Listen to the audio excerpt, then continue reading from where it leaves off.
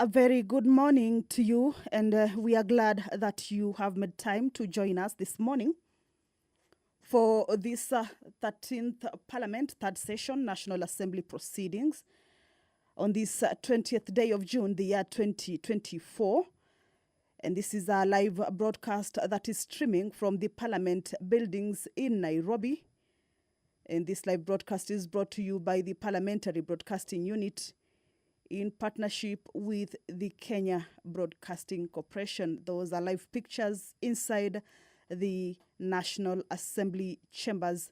Of course, members getting ready to pick up on the debate on the finance bill. This is a bill that is originating from the National Assembly, Bill number 30th of 2024, whose debate is set to continue this morning. Remember, this is with regards to the finance bill. The finance bill is a bill that its contents, or once enacted, then it will be an act that outlines the measures in which the government will be using to generate revenue for financing the budget for the financial year 2024-2025. So this is a bill that is accompanied by a report of the Finance and National Planning, Departmental Committee on Finance and National Planning, that tabled its report on the floor of the House on the 18th of June, the year 2024, with the debate on the two documents. Remember, the report came after the public participation, which is a procedure that needs to be followed with regards to the bill. After first reading, then it has to go for public participation. Then the report be tabled in Parliament, and then debate will start. So with them, members have two documents. That is the Finance Bill 2024, as well as the report of the Departmental Committee on Finance and National Planning that was tabled on the House, and members have been using that particular report and also the bill to debate or consider the contents of the bill, as well as the amendments that have been brought forth by the committee following the public participation. We will get back to that, but in the order of business, the members this morning will be considering a procedural motion that will be moved by the leader of the majority party, Honorable Kimani Ichung'wah, and this is a motion that seeks to have the House resolve to hold a Tuesday morning sitting that will commence at 9:30 in the morning. Of course, this is for purposes of considering priority business. So this is a procedural motion that the members will be looking at. And of course, the majority leader, or the leader of the majority party, will be expounding on this particular procedural motion. But this is a resolution that on Tuesday, the 25th of June, 2024, at 9:30 a.m., the House convened for a sitting to consider priority business. After that procedural motion, then the members will get right into the debate on the finance bill.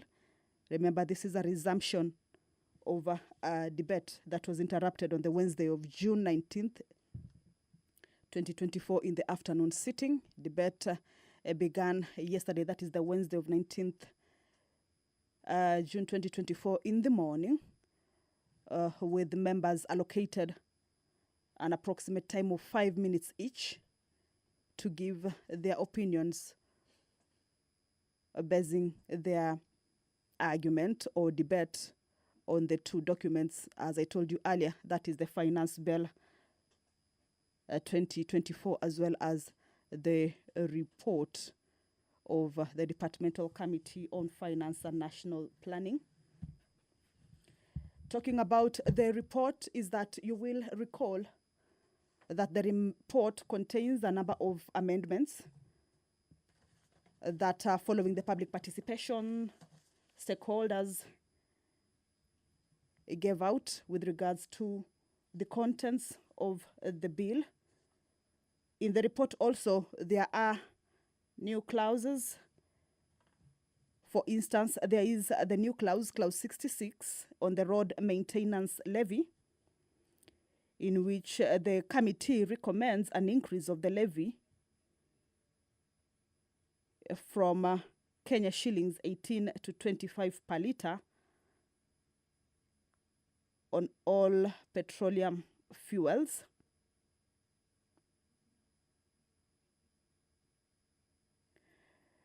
In its report, the committee argues that the current levy amounts to 18 shillings per litre of all petroleum fuels, with an anti-adulteration levy of the same amount charged on kerosene. The levy is deposited into the Road Maintenance Levy Fund for annual repair and maintenance of roads, of course, under the administration by the Kenya Roads Board. But in the report, it further notes that the performance of the levy in 2023-2024 has been negatively affected by the demand effects of the high fuel prices and the exchange rate depreciation.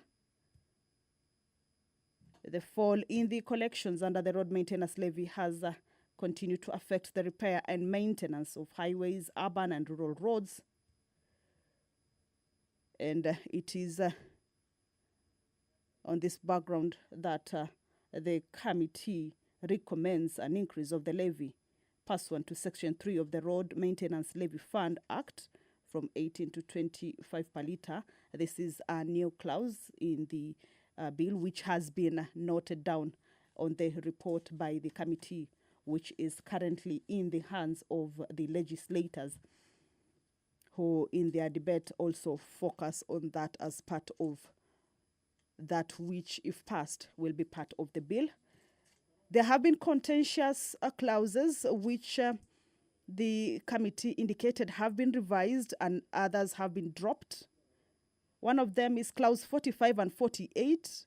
This one is on the eco levy.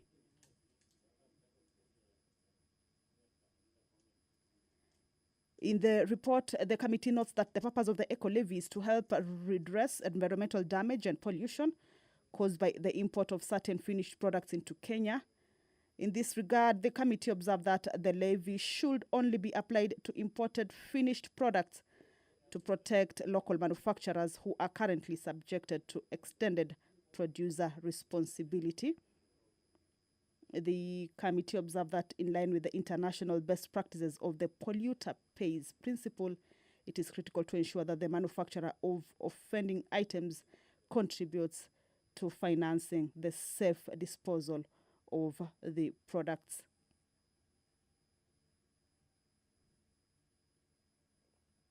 With regards to this, the committee proposes to remove the imposition of the levy on diapers, motorcycle tires, bicycles, wheelchairs, and three-wheeled motorized vehicles, commonly referred to as tuk-tuks, and reduce the rate of eco-levy for certain finished goods. Remember, this has been one of the contentious clauses or issues that has been contained in the finance bill.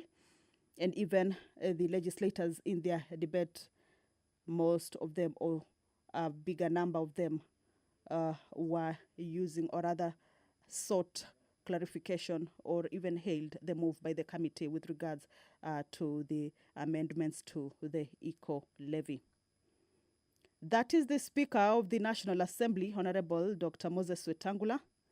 The mess is ahead of him. He is the one who will be presiding over this morning's sitting. Allow me to hand you over to this live broadcast, brought to you by PBU in partnership with KBC. My name is Kamche Menza. Good morning. Waheshimiwa, tuombe. Ewe Mwenyezi Mungu, ambaye kwa hekima na wema wako umetoa nyadhifa za viongozi na mabunge kwa ustawi wa jamii na utawala haki wa wanadamu, tukusihi utazame kwa neema nyingi sisi watumishi wako ambao wameridhika kutuita ili tutekeleze shughuli muhimu za jamhuri yetu. Tukuomba tuteremshie baraka zako sisi tuliokutanika hapa, na utujalie tuyatende na kufikiria mambo yote yatakayofikishwa mbele yetu kwa njia ya haki na uaminifu, ili utukufu na sifa zako ziendelezwe, na ili kustawisha amani, ufanisi na heri ya nchi yetu na wale ambao haja zao umezikabidhi mikononi mwetu. Amen.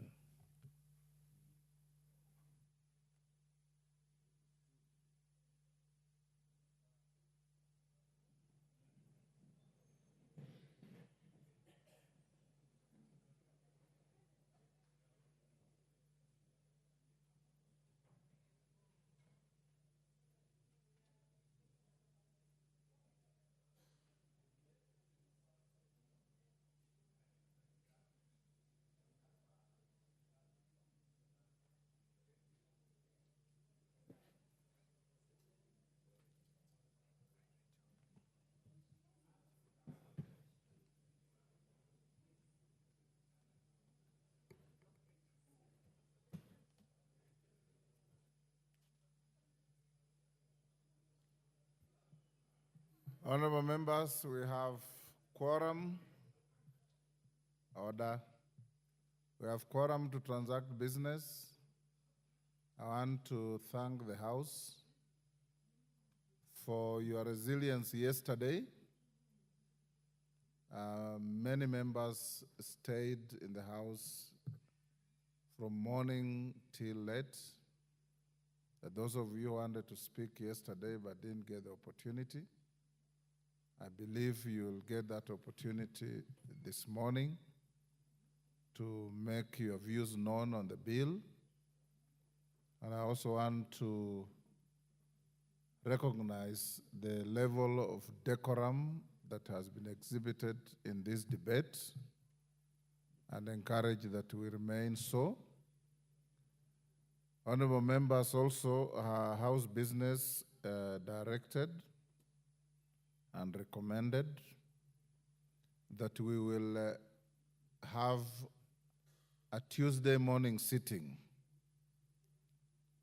So at some point this morning, the majority leader and minority leader will move a motion to get your approval for that sitting.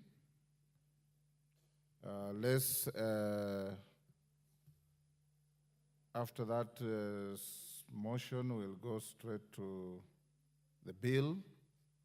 We remain true to the 5 minutes. Most of the issues have been canvassed. So if you have 1 or 2 points and you have an opportunity, you don't have to exhaust your 5 minutes so that many more members can be able to speak to the bill. Call out the orders. Yes, Honorable Wandai. Honorable Speaker, thank you very much for your guidance. And Honorable Speaker, I think so far so good, but we are facing some challenges, and perhaps I want to seek your guidance on this, or directives. Honorable Speaker, as you can see, the House is not full, and a number of members are finding it difficult to access the House. Personally, a number of members, as we speak, are finding it difficult to go through the police blockades to access the House. I've personally had to struggle to get to this House this morning. Honorable Speaker, what is the problem? The problem is that the entire Parliament precinct is cordoned off by people who appear to be police officers. Honorable Speaker.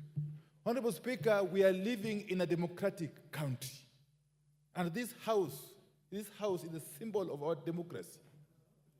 No person in this country has got the authority to establish a blockade around Parliament, to cordon off Parliament. There is no state of emergency which has been declared, as far as I'm aware, under the Constitution.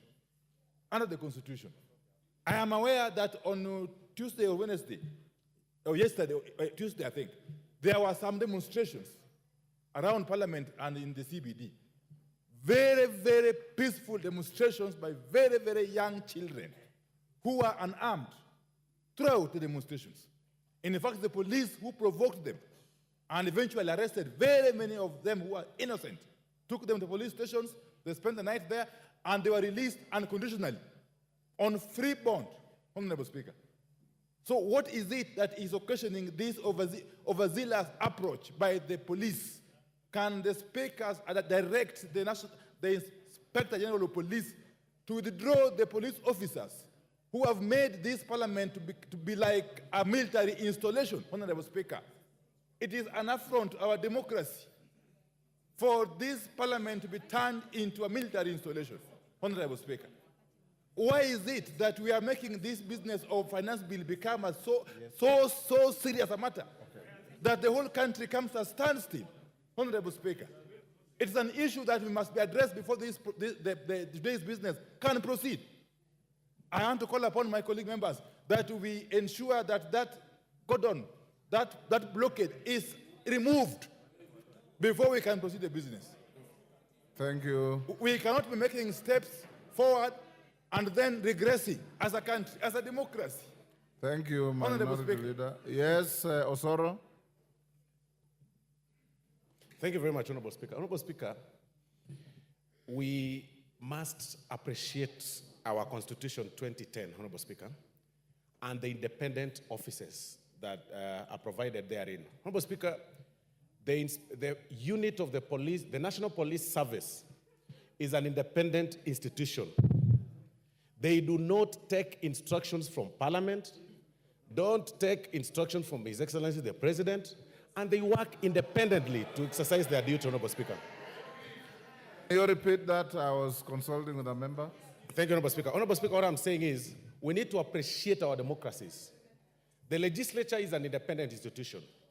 The National Police Service is an independent unit that does not take instructions from anybody. While we appreciate the right for every Kenyan to picket under Article 37 as provided by the law, Honorable Speaker, the police are there to provide security for even those who are picketing, Honorable Speaker.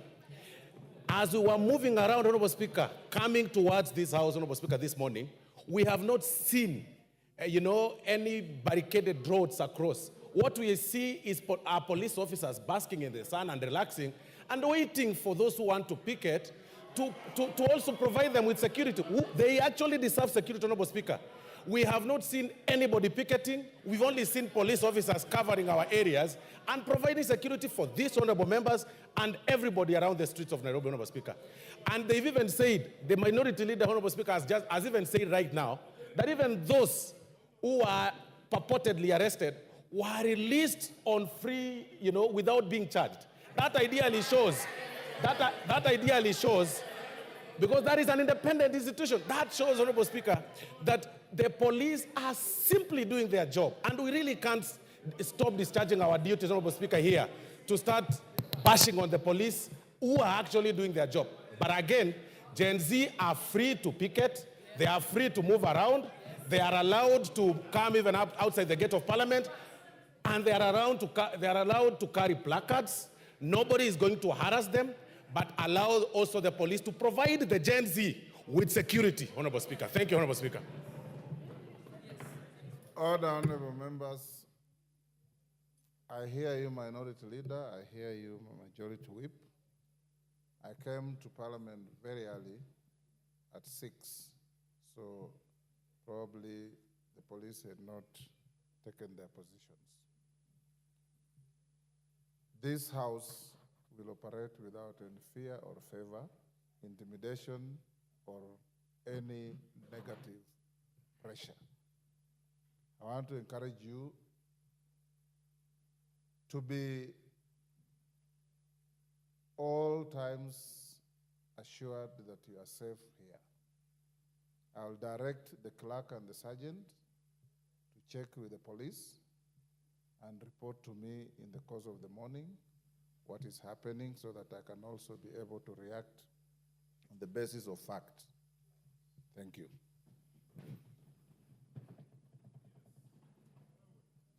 Can we now go to our orders? Order number 1, administration of oath. Order number 2, communication from the chair. Order number 3, messages. Order number 4, petitions. Phyllis Barto.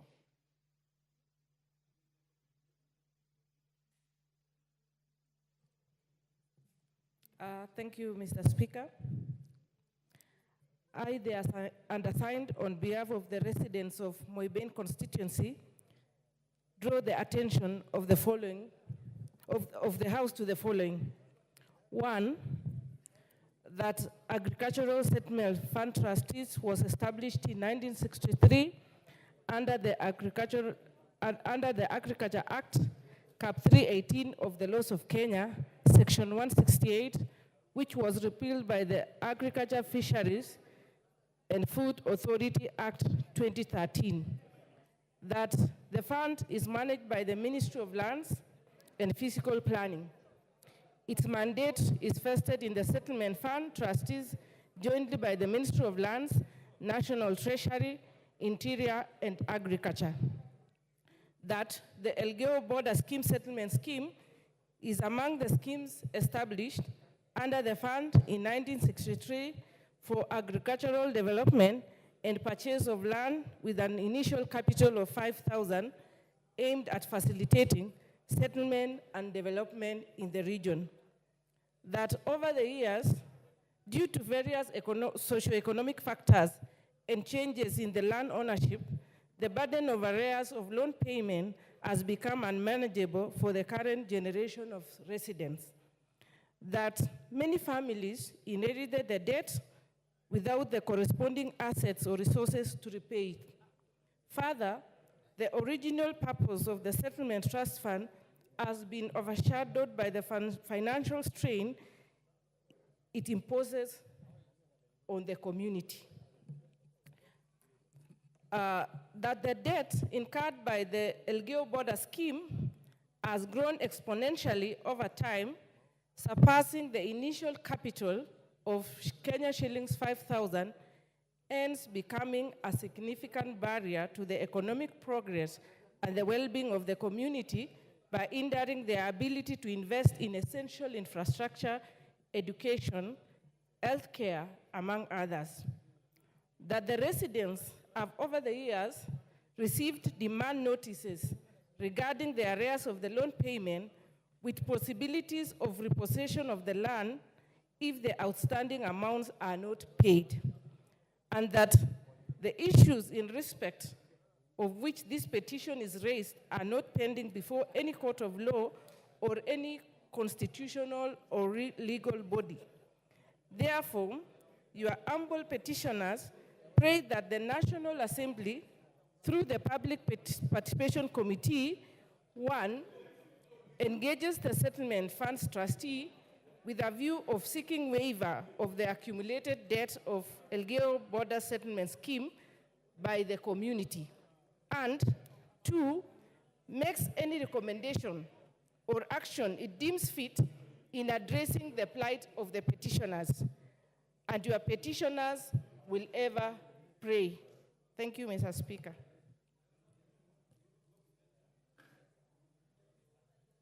Thank you, Professor. Yes, Bukose. Thank you, Honorable Speaker. Honorable Speaker, I want to support the petition by Honorable Barto about the settlement farms trustees. And this is not just limited to Honorable Barto, but I would want the committee, when they'll be looking into this issue, that we can have an amnesty for all SFT farms that are within the country, because these were meant to benefit the poorer people after the colonialists left. Unfortunately, when the colonialists left, many of these farms reverted back to the well-connected who were in government at that time. And they grabbed huge chunks of lands, squeezing the poor ones into sharing either 2.5 acres or 5 acres, and then imposing to them to pay 5,000, which was a lot of money at that time. And cumulatively, it has been accruing debts. So as we forgive all other debts, debts for the sugarcane farmers, debt for the coffee farmers, I think we should also look at debts which are owed to SFTs, debts which are owed to AFCs that people used to purchase lands, so that we can make sure that these people are well settled. They are not, and they are given title deeds so that they can be able to have something either for themselves or for their children to inherit. With those few remarks, Honorable Speaker, I want to support, and I would ask that when the committee is sitting, please invite some of us who represent areas that have SFT farms, that our people are still suffering with those pending debts. Thank you, Honorable Speaker. Thank you. The petition is committed to the Public Petitions Committee to report back within 60 days. Next. Order number 5, papers. Majority Leader. Thank you, Honorable Speaker. Honorable Speaker, before I lay this paper, if you allow me, I want to sincerely thank you, Honorable Speaker, for the way you conducted this session of yesterday. Yes, yes. I want to commend you, Honorable Speaker. If I get your full attention, I'll be very happy. I want to commend you for conducting the debate yesterday and actually sitting throughout. I watched you rise at 9. I think we need, if it was any other place, I would have requested we give the Speaker a standing ovation. But because this is Parliament, let's give him a stamp on our foot to appreciate him for the good job. And the way you conducted, there was danger that it would spiral into something else. But Honorable Speaker, you managed this House very, very well. And members also for the decorum and respect that we have for each other and for the Speaker. I want to thank you sincerely, Honorable Speaker, and Congole for that. Honorable Speaker, now I beg to lay the following papers on the table of the House today, Thursday, June 20th, 2024, in the morning sitting. Annual report and financial statements for the financial year 2022-2023 from the Commission on Revenue Allocation, and 2, Kenya National Shipping Line audited financial statements from the Ministry of Mining, Blue Economy, and Maritime Affairs. I beg to lay, Honorable Speaker. Thank you. Thank you, Deputy Majority Leader. Next. And thank you for the compliment. Order number 6, notices of motion. Order number 7, questions and statements. There are 2 requests for statements. One from Monica Marubu, Women Rep Lamu. Go ahead. Thank you, Honorable Speaker. Honorable Speaker, pursuant to the provisions of Standing Order number 44, 2C, I rise to request a statement from the chairperson of the Departmental Committee on Transport and Infrastructure regarding the status of compensation for fishermen in Lamu County. Honorable Speaker, for over a decade, fishermen have been engaged in legal battles and rigorous vetting processes to receive compensation after being displaced by the Lamu Port 3-berth project, also known as the Rapset project. The project area was primarily a popular fishing ground for the local fishermen who are able to use their rudimentary fishing equipment. However, due to the effects of dredging, destruction of coral reefs and mangrove forests, which led to murky waters, the fish population and locations were affected, thereby displacing the fishermen from the area. Moreover, the High Court of Kenya held the project disrupted the cultural and economic activities of the local fisher community, and they were to be rightly compensated. Honorable Speaker, while we appreciate the efforts made by the government by initiating the compensation process, it is regrettable that there are significant concerns regarding the criteria used to verify the fishermen to be compensated. Further, in addition to the fair compensation, the government was to implement a comprehensive fishing value chain approach to ensure the sustainability of the local fisher community. Honorable Speaker, it is against this background that I seek a statement from the chairperson of the Departmental Committee of Transport and Infrastructure on the following. Number 1, can the chairperson provide details of the fishermen set to receive compensation including their areas of residence and fishing grounds, and state the criteria used for the verification process. Number 2, can the chairperson state the measures in place to ensure that only fishermen from the affected fishing grounds and local fisher community receive compensation, and provide timelines for completion of the compensation process? Number 3, and finally, can the chairperson explain why the government is yet to implement a fishing value chain approach to boost the fishing industry of the area, considering that compensation provided for the fishermen does not provide a long-term solution, hence jeopardizing the sustainable source of livelihood of the fisher community in Lamu County? I thank you, Honorable Speaker. Thank you. Chairman, Transport and Infrastructure. Any member of that committee? Transport and Infrastructure Majority Leader, direct them to bring a response in 2 weeks. Ben Chonga.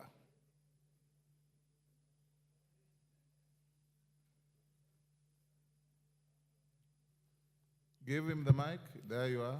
Thank you, Speaker. It's Ken Chonga, not Ben Chonga. Ken. Ken, yes. Oh, sorry. Yeah. Ken Chonga. Honorable Speaker, pursuant to Standing Order number 44-2C, I wish to request for a statement from the Chairperson of the Departmental Committee on Lands regarding irregular allocation of a parcel of land in Gongoni Village, Junju Ward in Kilifi South Constituency.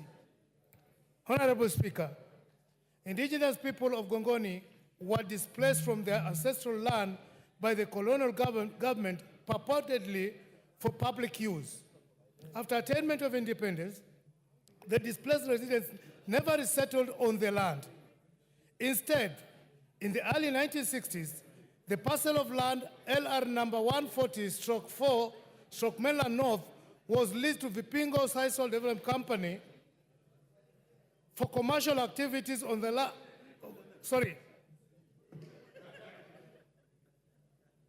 The parcel of land LR number 140/4/Mainland North was leased to the Vipingo Sisal and Leasing Company.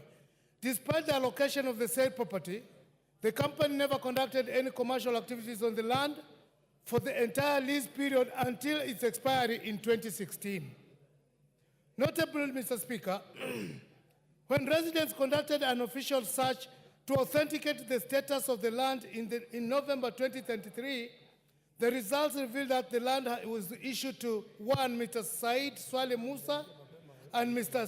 Shifea Swale Musa, and a new certificate of lease number CR 82241. It is astonishing that the said persons are neither residents of Gongoni village nor trustees of the Gongoni community. The irregular allocation of the said parcel of land has caused anguish to the residents, noting that by law, any land that is under leasehold reverts back to the government upon expiry of such lease. Honorable Speaker, it is against this backdrop that I seek a statement from the chairperson of the Departmental Committee on Lands on the following. 1, under what circumstances was LR number 140/4/Mainland North registered in the name of Mr. Saidi Swale Musa and Shifaye Swale Musa despite being community land? 2, what is the status of investigation into the regular allocation of the said parcel of land? 3, what measures will the Minister of Lands put in place to revoke the allocation of the said land if found in contravention of the law and revert the same to Gongoni community? I thank you, Honorable Speaker.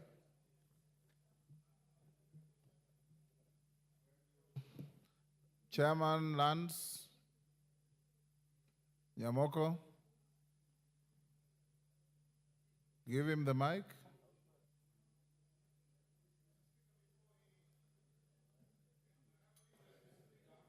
Yes, member for Changamwe. Give Nyamoko, take your seat.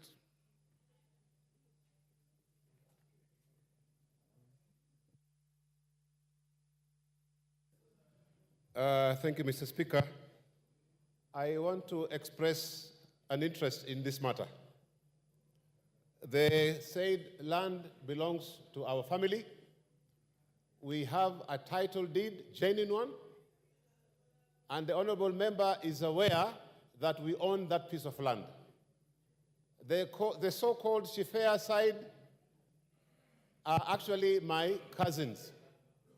So I wish to state very categorical here that this land belongs to us and we have a title deed, which is a genuine title deed. And the honorable member is aware. Thank you, Mr. Chairman. Mr. Speaker. Moko. Thank you, Mr. Speaker. Mr. Speaker, we'll give a response in 2 weeks' time. 14 days. Next order.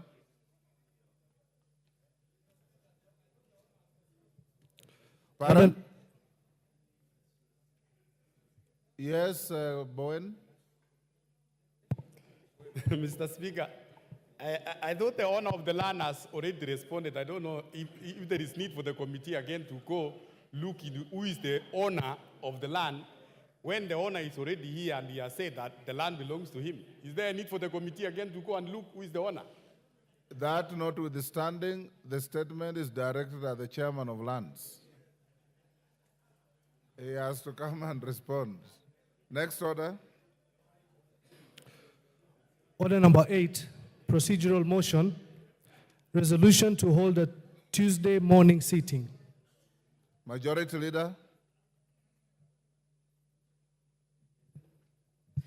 Thank you, Honorable Speaker. Honorable Speaker, I beg to move that pursuant to the provisions of Standing Order 33C, this House resolves to hold a morning sitting on Tuesday, 25th June 2024, commencing at 9:30 a.m. for purposes of considering priority business.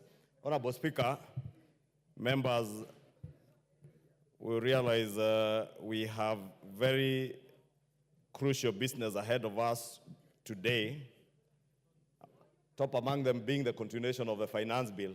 Honorable Speaker, I must thank the Gen Zs also, because, Honorable Speaker, for the first time in the history of this House, especially this 13th Parliament, at 8:30 a.m., not less than 50 members were already logged in. So, if not for anything else, the Gen Zs have made members of Parliament to report to work very early. And it's a good thing. It's the beauty of our democracy, Honorable Speaker. And now that we reported this early, Honorable Speaker, to contribute to the finance bill, I am certain, if you look at the numbers, we may not have enough time to finish with the finance bill today and move on to the IEBC amendments from the Senate. And members will understand how crucial that business is. So we want to make sure that we have adequate time to complete the finance bill, the committee of the whole, without anticipating debate next week, and also be able to complete with the IEBC amendments from the Senate in time before we progress to the short recess that is due the following week. And Honorable Speaker, you are aware, next week is the last week of this month, and we ought to have passed both the finance bill and the appropriations bill that are also lined up next week, which I will be speaking to later this afternoon during the usual Thursday statement. I therefore wish to appeal to members to support so that we have adequate time to process all this business. And I wish to request, I beg to move and request the Leader of Minority to second. Yeah, the Honorable Speaker, I wish to second, and for the simple reason that I consider the matter of the IBC so crucial that we cannot afford to delay it any further. And therefore, let's proceed in the manner proposed by the Leader of Majority. I second. All the honorable members on their feet, take your seats. Honorable members, I now propose the question, which is that pursuant to the provisions of Standing Order 33C, this House resolves to hold a morning sitting on Tuesday, 25th June 2024, commencing at 9:30 a.m. for purposes of considering priority business. Put the question. Yes.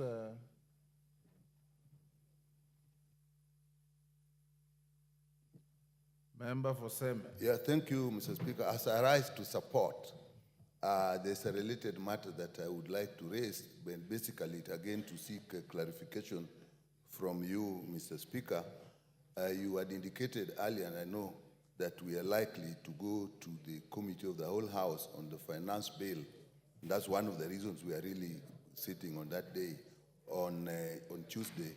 But also, you indicated last evening that those who want to make amendments should have their amendments in by 1 p.m. today. Mr. Speaker, the clarification I was seeking, normally we have more time. Why are we limiting today if the Committee of the Whole House is likely to be on Tuesday, as you had indicated? Because one would have thought that even up to tomorrow, midday, would still be adequate. That's the clarification I needed. But otherwise, Mr. Speaker, I support the Tuesday sitting. Before I put the question, Honorable Nyikal, I have made a pronouncement about 4 times on this floor that those who have amendments file them by 1 o'clock today. For the simple reason that 1, the bill has attracted a lot of contentious arguments and proposals. 2, the committee itself, in its report, has recommended a myriad of amendments to the bill. 3, we want to have sufficient time for amendments that may be identical or overlapping to be harmonized. And we can't do that if we are constrained with time. 4, if you are speaking for yourself, you are the sort of member of parliament who I know would draft an amendment before the bill is even moved. So I don't know why you want extra time. My direction that all amendments be filed by 1 o'clock stands. I don't think it's injurious to any member. I don't think it oppresses any member. And since the time I started making the pronouncement, no member has raised any reservation, Dr. Nyikal. And I believe your reservation is not only unhelpful, but will just draw us back to management of House business that will not be helpful. Yes. Yes, Majority Leader. Thank you, Honorable Speaker. I wanted to add to your 4 points. Yes. 5, since you got up to 4, is that this is a money bill.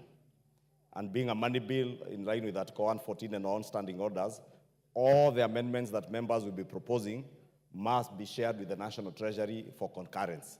And therefore, if we allow more time, then there will be no time for the back and forth between the National Assembly and Treasury. Thank you, Honorable Speaker. You should actually appreciate the Speaker, because ordinarily, the office that receives amendments will just tell you it has been closed. At least I've given you sufficient notice on the direction of time. Thank you. Yes, Okello? Let's not eat into debating time. Yes. Give Okello the mic.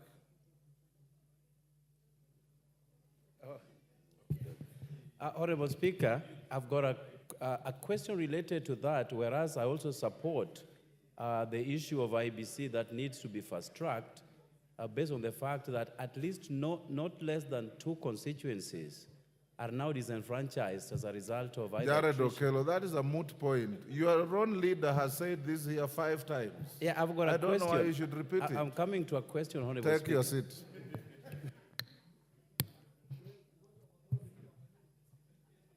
If you want to use up your leader's powers, the Speaker will not assist you on that. Honorable members, I now put the question, which is that pursuant to the provisions of Standing Order 33C, this House resolves to hold a morning sitting on Tuesday, 25th June 2024, commencing at 9:30 a.m. for purposes of considering priority business. As members of that opinion say aye. Will those of the contrary opinion say nay? The ayes have it. Next order. Order number 9, the Finance Bill, National Assembly Bill number 30 of 2024. Resumption of debate. Yes, Honorable Wandai.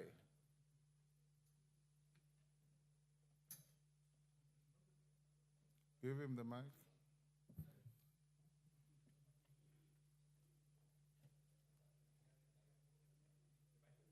Give him the mic. Why? His mic is...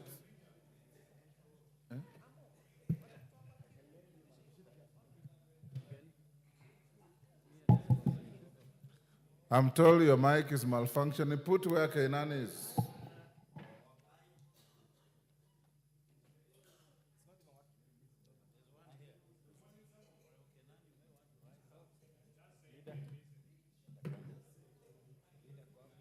Yes, Honorable Speaker, sorry. Honorable Speaker, I've got an issue I need to raise now before we can proceed with the debate that was going on yesterday. Honorable Speaker, my attention has been drawn to a letter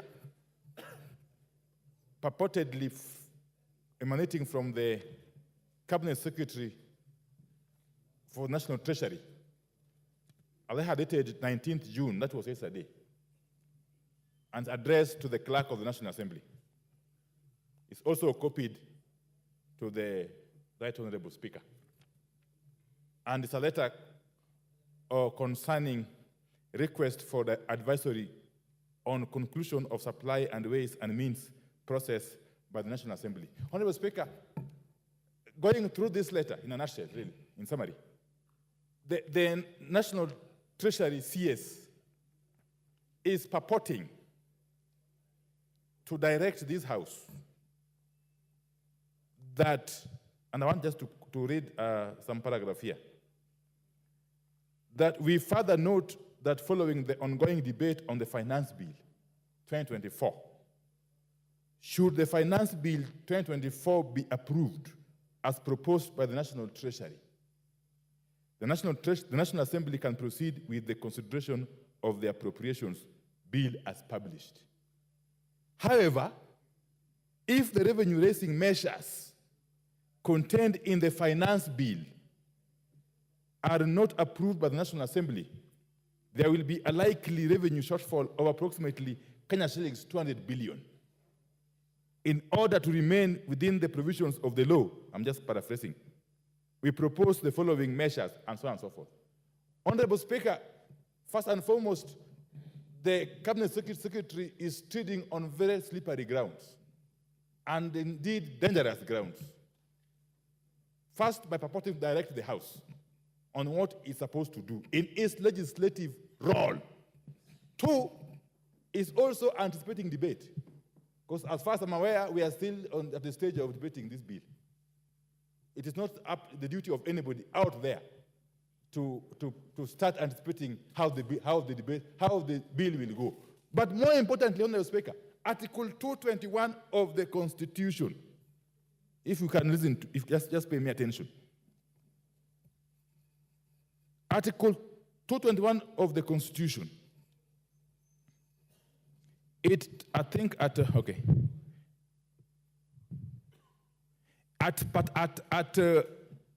Article 6, it says that when the estimates of national government expenditure and the estimates of expenditure for the judiciary and parliament have been approved by the National Assembly, they shall be included in an appropriation bill which shall be introduced into the National Assembly to authorize withdrawal from the Consolidation Fund, and so on and so forth.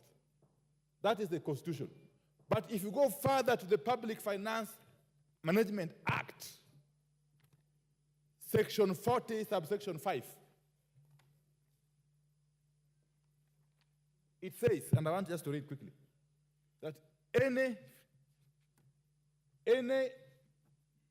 of the recommendations made by the relevant committee of the National Assembly or adopted by the National Assembly on revenue matters shall, among other things, ensure that the total amount of revenue raised is consistent with the approved fiscal framework and the Division of Revenue Act. What am I saying? If you read the Constitution at Article 221(5), together with the Public Finance Management Act, Section 40, Honorable Speaker, subsection 5, you arrive at the conclusion that the appropriations bill can only be informed by the estimates, not by the finance bill, Honorable Speaker.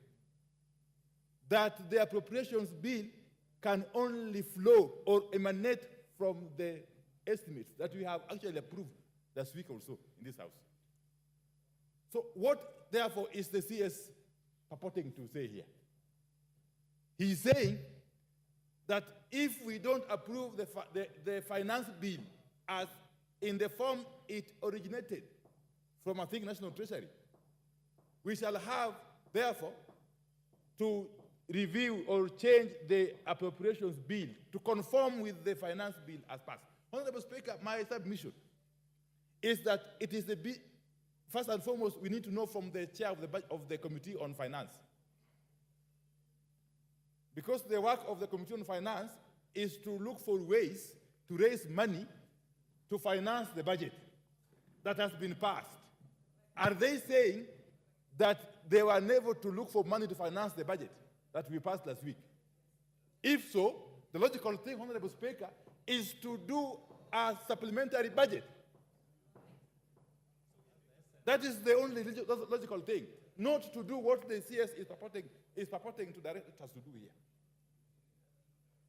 So what I want to ask you, Honorable Speaker, first and foremost, is to call the CS to order. To order from your chair. He cannot be seen to be supervising this House. In other words, actually he's trying to put pressure on this House to act in a particular manner. Yes. The CS of National Treasury, who is not elected by anybody, as far as I'm concerned, is purporting to supervise this House in its legislative role. Something that flies in the face of the Constitution and the relevant law, Honorable Speaker. So I would want, at the very least, that you direct that this letter be withdrawn by the National Treasury. And secondly, to compel him to commit not to attempt, now or in the future, to try to dictate to this House in the manner it's supposed to conduct its business. I submit, Honorable Speaker. Majority Leader. Thank you, Honorable Speaker, and let me thank the Leader of Majority for raising this particular issue about this letter. But, Honorable Speaker, the Minority Leader, sorry.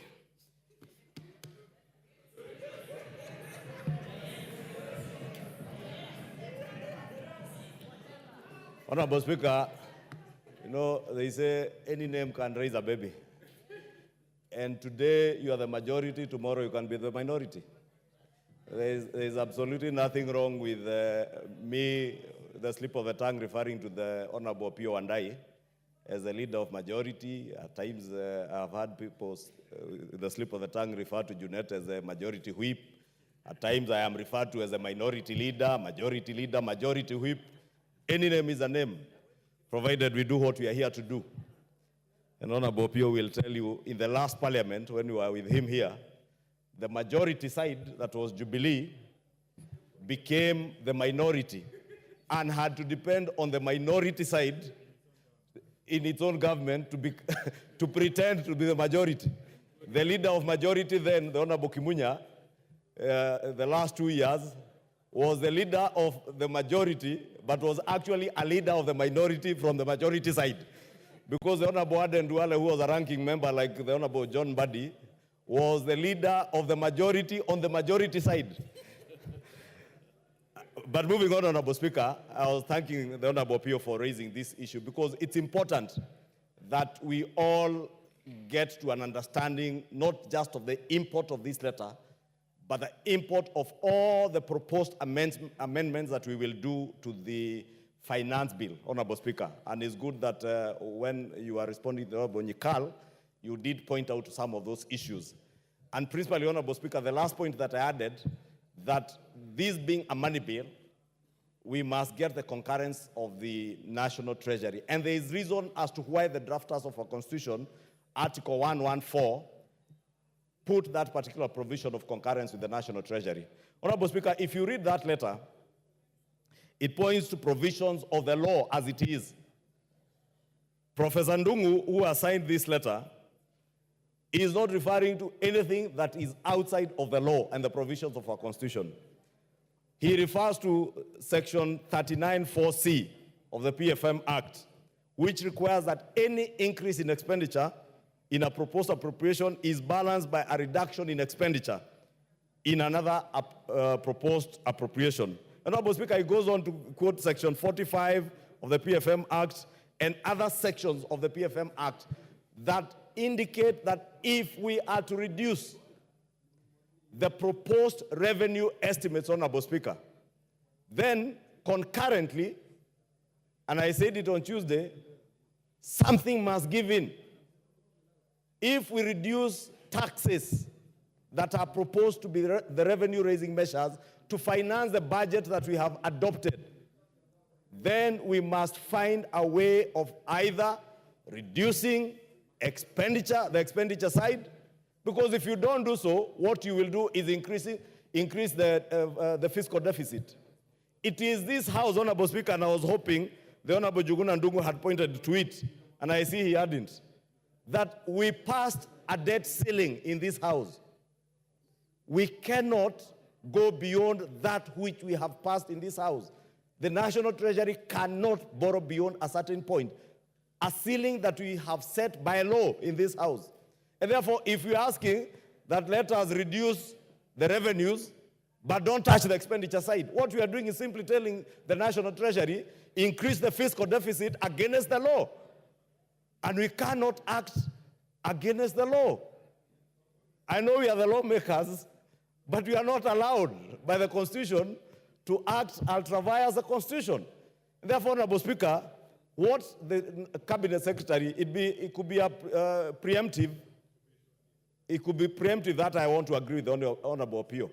It is preempting debate, but the Honorable Njuguna Ndung'u, CS Njuguna Ndung'u, is not engaging in debate. This is an advisory opinion to us, reminding us that we need to abide by the Constitution and by our own laws. Honorable Speaker, the leader of minority spoke to the need, and he has asserted that the right thing, and he said it so emphatically you would want to believe him, that the right thing to do is to do a supplementary budget. That is the wrong thing to do. It is the wrong thing to do, Honorable Speaker, because you cannot begin from a mistake and say now we will break the law at this particular stage, then we will fix it with a supplementary budget. Supplementary budget should only come in once we have in the first instance, bound by what is provided for in the law. We have not burst our fiscal deficit as stipulated under our PFM Act. And if in the course of implementation of this budget, there are additional expenditures that then would lead to a bursting of that fiscal deficit, then we call for a supplementary budget. But we cannot say that at this point what we should be doing is a supplementary budget. What shall we be supplementing if we are even yet to pass the appropriations bill? We need to pass the appropriations bill and the finance bill so that we complete the budget-making cycle. Once you complete the budget-making cycle, then after that you can do a supplementary budget. But we cannot complete a budget-making cycle against the law. And that is what Honorable Pio and I is telling us that we should do. It is my humble submission, Honorable Speaker, then, that this letter is in good standing, and this is the way it is. I saw a number of votes, Honorable Speaker, and I said on Tuesday, Honorable Speaker, when this report was tabled, that someone once quipped that choices have consequences.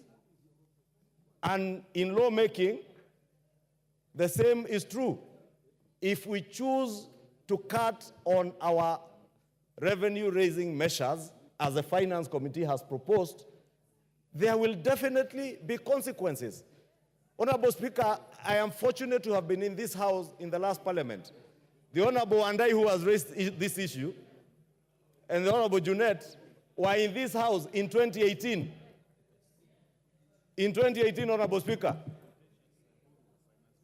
you remember the contentious Uhuru second term, the second finance bill. It was equally contentious.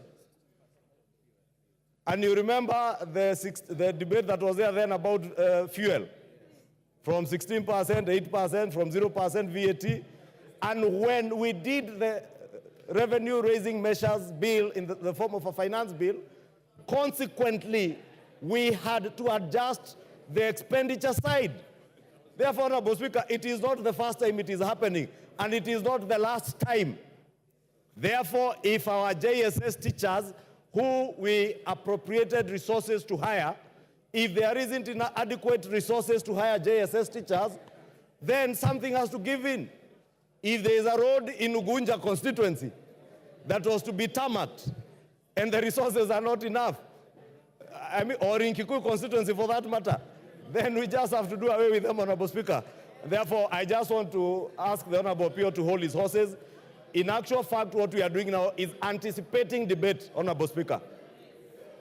We are the ones now who are anticipating debate because we are yet to complete the finance bill, because at the conclusion of the finance bill, it is only at that point we'll be able to tell the net effect of all the changes that have been made and decide whether then we need whatever quantum we need to adjust on the expenditure side. Honorable Speaker, let me just conclude by saying we cannot and we shall not have our cake and eat it at the same time. Thank you, Honorable Speaker. Order, honorable members. Order. Honorable members, this issue is very straightforward, but for purposes of record, I'll give you a direction at 2:30. Meanwhile, we proceed with the debate. It has absolutely no impact on the debate going on. I will give you a direction at 2:30. Order, Honorable Wandai, you have so ably prosecuted your case, and the majority leader has responded. Budget Chairman, I will, in fact, pass on these letters to you. So I'm not opening debate on this. Call out the next order. Order, honorable members, order. When I came to the chamber, I had seen this letter. And I had also my own feelings about it. I'll give you direction at 2:30. I don't have to consume parliamentary time debating something that is very clear in my mind. My thoughts are very rich, Junet.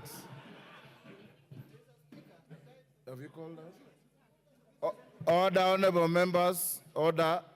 Back to the finance bill. We have 120 requests.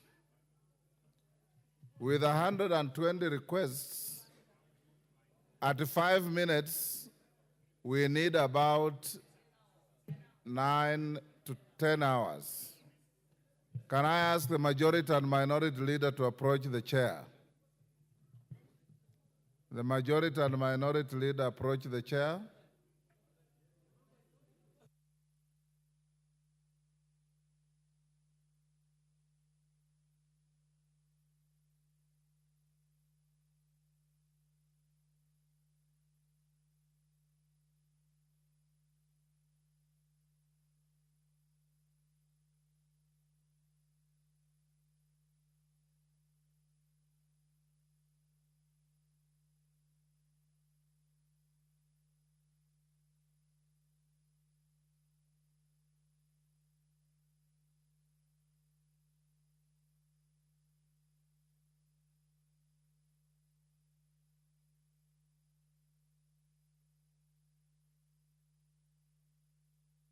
Order, honorable members. Order. Wangela, take your seat. Order. Badi, take your seat. Order, honorable members. Honorable members, I want us to proceed as follows. We have Honorable Zambia, who has 3.5 minutes to go. I've told you how many of you have keyed in. At 7 a.m. this morning, 50 members had already keyed in. But that shows the intensity of interest in the bill. We will start the debate now up to 1. In the afternoon, I'll give you 1 hour from 2:30 to 3:30. We will not need Honorable Pukose to call for the mover to reply. The mover will be called by the Speaker to reply at 3:30, whereafter we shall go to vote.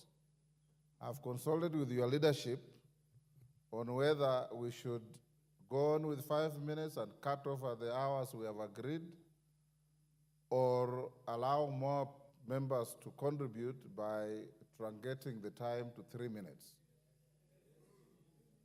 If you agree to 3 minutes, we can truncate the time to 3 minutes so that more members can speak. Is that all right with the House? I put the question that the time for contribution be reduced from 5 minutes to 3 minutes. As members of that opinion say aye. Aye. Will those of the contrary opinion say nay? Nay. The ayes have it. Secondly, honorable members, I encourage you to desist from raising frivolous points of order, because some members have been raising points of order that are completely far from points of order. Yes. So, in Zambia, you finish your 3.5 minutes. The next members I call, you'll be taking 3 minutes. Members, you also keyed in very early, but sometimes the chair may not necessarily follow the list because you find like you have 10 members in a row from one side. We have to balance the House. So we will be jumping and zigzagging in the list to make sure there's some balanced representation on the floor. Zambia, go on. Thank you, Honorable Speaker, for this opportunity.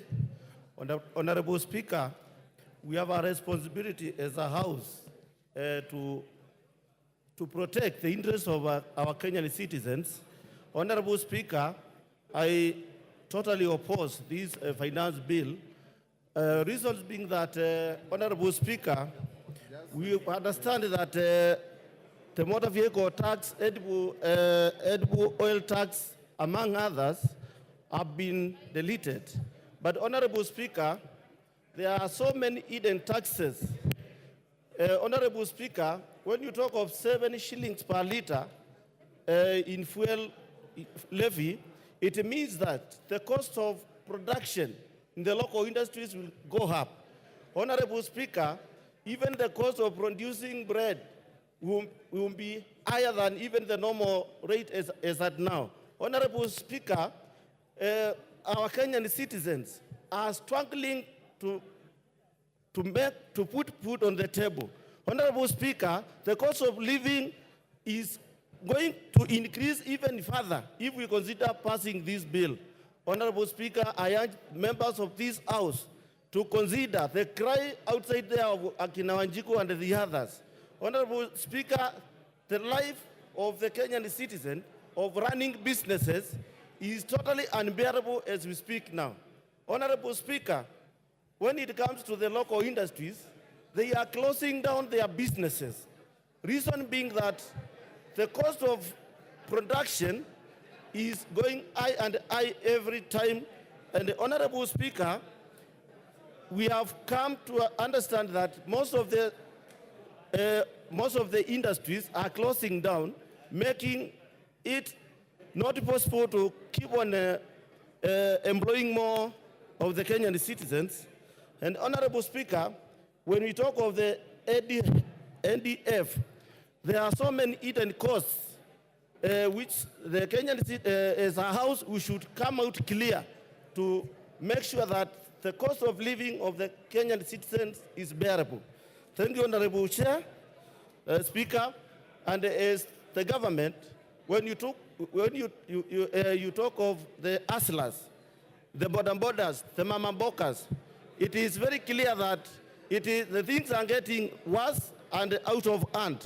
Honorable Speaker, I urge this government to reconsider getting a better finance bill to move the Kenyan citizens forward. Thank you, Honorable Speaker. Member for Mandera West. Member for Mandera West. Order, honorable members. Order. The conversations are too loud. Order. Cynthia Muge, take your seat. You've been standing there for 10 minutes. Honorable members, those who want to engage in conversations, there's a lobby out there. You can go and converse and come back. Give me time to hear what members are saying, and give those who want to listen to debate. Member for Mandera West.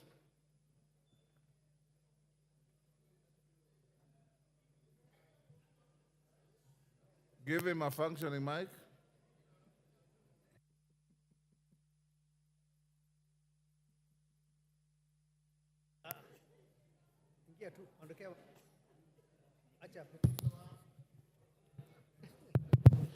Thank you, Honorable Speaker, for giving me this chance to contribute to this very important bill that is in front of us. Mr. Speaker, sir, finance bill is an annual event. It has been done from the time Kenya was born up to this time. I personally, I think this is the seventh one I am contributing or participating in. And therefore, we all know that without finance bill, there will be no government activity. If you don't pass finance bill and allow the government to continue with its activity, there will be no government activities. And we all know that the government is there for the interest of the community, the larger community.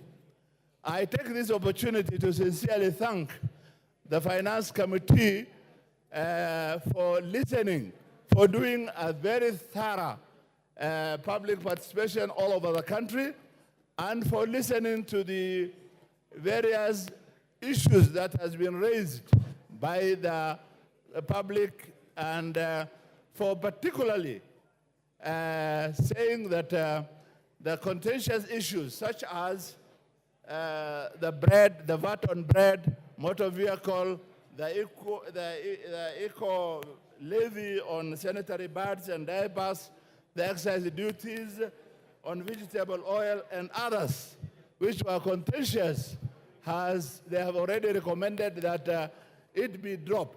And therefore, it is for this House to concur with the recommendation of the Finance Committee to drop those very contentious issues. I have been called by my constituents so much, but as I explained to them what has been dropped, and particularly the finance bill is looking at putting 1 billion shilling for restocking. As you all know that the area where I represent and others had a serious drought for 4 years, and we lost almost all our livestock, and we don't have any other livelihood except rearing of livestock. And this finance bill is giving us 1 billion to restock. That is a very big gain, and my constituents have told me that to make sure that 1 billion is protected.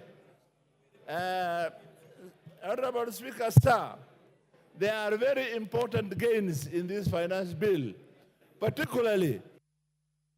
Your time up. Irene Mayaka. You have 3 minutes, so compose your thoughts and compress them quickly. Thank you, Honorable Speaker. Honorable Speaker, I take this opportunity to emphatically reject the finance bill. And Honorable Speaker, one of the things that I just want to say and make very clear is that we should not subject ourselves to the pressures that are being implemented by the IMF on funding conditions that they're giving to this country. Honorable Speaker, I want to thank the Gen Z and the people of Kenya because they exercise their rights under Article 1 and 2 of the Constitution, together with Article 37 of the Constitution. Honorable Speaker, in my quest to reject the finance bill, one of the things that I just want to say very clearly, I keep hearing members telling us that we need to start using locally manufactured sanitary towels, and especially to our male members. I just want to tell you, stop taking Panadols for our headache. Locally manufactured sanitary pads are not of good quality. You cannot expect young girls out there to use pads that will make them have infections and such like things. Honorable Speaker, some of the clauses that I really want us to look into and come and also reject is, for example, clause number 63 that talks about KRA having access to our information. Clause number 23 that talks about amateur sporting association being added additional tax. Honorable Speaker, some of the repercussions that we will have as a country if we continue with this finance bill is that we are making our investment climate to become a very unpredictable one. We will make our country not be and have appetite for investments from foreign investors and local investors. That is the case in the villages.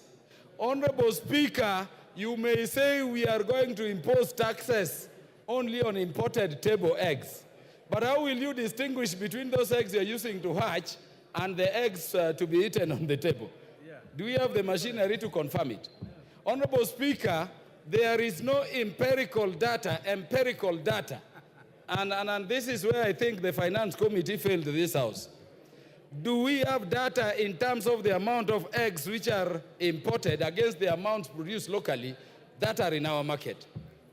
Once we increase the price for imported eggs, going by the amounts, my fear, Honorable Speaker, is that when you go to the shop, you will not distinguish. Honorable Speaker, the last... Time up. Ferdinand Wanyonyi. It is 3 minutes. Don't talk as if it is 10 minutes. It's 3 minutes. I want to take this opportunity, thank you very much, Speaker, to remind this House that the budget is actually an annual circulation, and therefore I'll ask members, and I think the opportunity is there, not only that, but not to whip our emotion on this. Let's not whip our emotion on this. The opportunity has been given to us to have suggestions, so that I can be able to have suggestions that can be able to at least correct whatever we have gone wrong, to be able to correct and put in whatever input you can put to be able to create more opportunities for our people. Therefore, Mr. Speaker, mine is to ask members to come up with those suggestions, because the ball is in our court, to be able to come up with whatever suggestions you have, to be able to correct and implement some of these issues that can be able to make this country to be self-sustainable. As you know, you are told Kenya is now the 27th fastest growing economy in the whole country. And therefore, I want to take this opportunity to thank the committee led by my brother Kimani, that we should be able to move faster and be able to come in with suggestions to be able to move, because one of which, as you say, you want to dismiss this particular proposal. We have CDF, and have given us like 50 million shillings. We have the CALF for the ladies, that again, 30 million shillings. And of course, electricity, to be able to have our country with a nice approach to economy by having electricity all over the country. Therefore, I think this bill is good enough. We should not actually dismiss it for the sake of it. We should be able to come in with positive approach to be able to move forward. As it is today, and you just want to dismiss because somebody called me and asked him, what do you want me to remove? He didn't even know. So let's not go by emotion. Let's go by whatever we have and be able to move forward our economy. Thank you. Thank you. Manduku.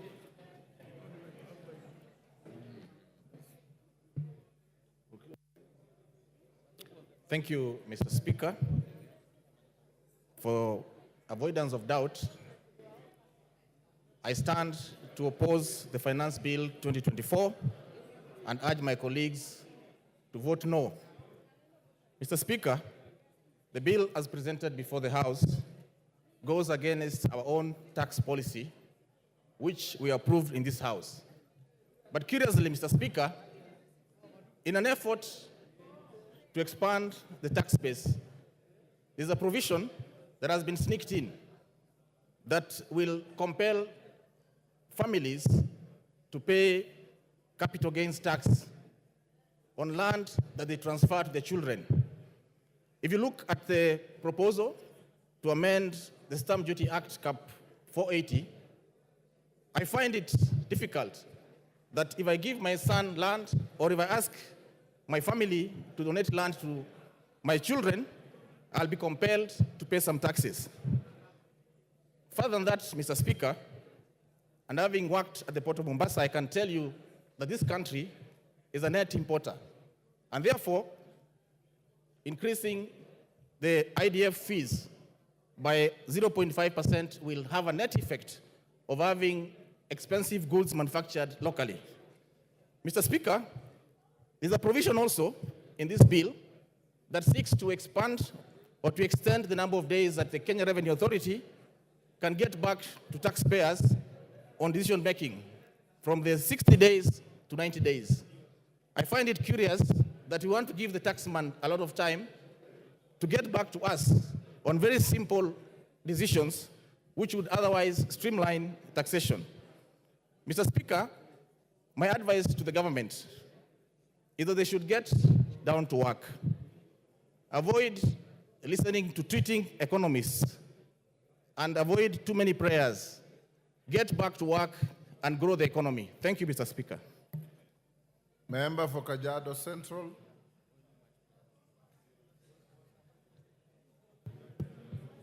Thank you, Honorable Speaker, for giving me this opportunity.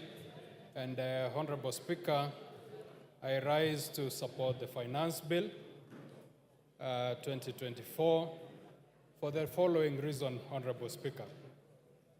One, the Finance Act 2023 had reduced the import declaration fee from 3.5 to 2.5%. This, Honorable Speaker, not only gave us a whole of 10 billion shillings, but it also encouraged importation. And Honorable Speaker, we all know the net effect of this. The proposed finance bill, Honorable Speaker, is proposing to take back the importation declaration fee to 3.5 and therefore discouraging importation and therefore growing our industries. Honorable Speaker, I'd like to commend the Gen Zs who have been out there, but also advise them to seek information, because one of the reasons why these young people are out in the streets is mainly because of unemployment. This importation declaration fee that has been increased seeks to grow our manufacturing sector and therefore seeks to employ the same young people. Second, Honorable Speaker, is the eco levy in clause 45 of the bill. Honorable Speaker, we all know the effects of climate change, the negative effects of climate change. This levy, Honorable Speaker, seeks to protect our environment from environmental wastes, which is one of the contributors to climate change. Honorable Speaker, we could go on climate change and the effects and the negative effects that this has brought to the economy of this country. And lastly, Honorable Speaker, as a pastoralist, and I also urge the pastoralist members who are here to be keen. In the past budget, we have 1 billion shillings that is meant to be restocking money for our people. Our people had suffered losses due to drought. The 1 billion is going to be a game changer to our people. There is also money for value addition. And this, Honorable Speaker, I support the bill. Thank you. Thank you. Karole Omondi.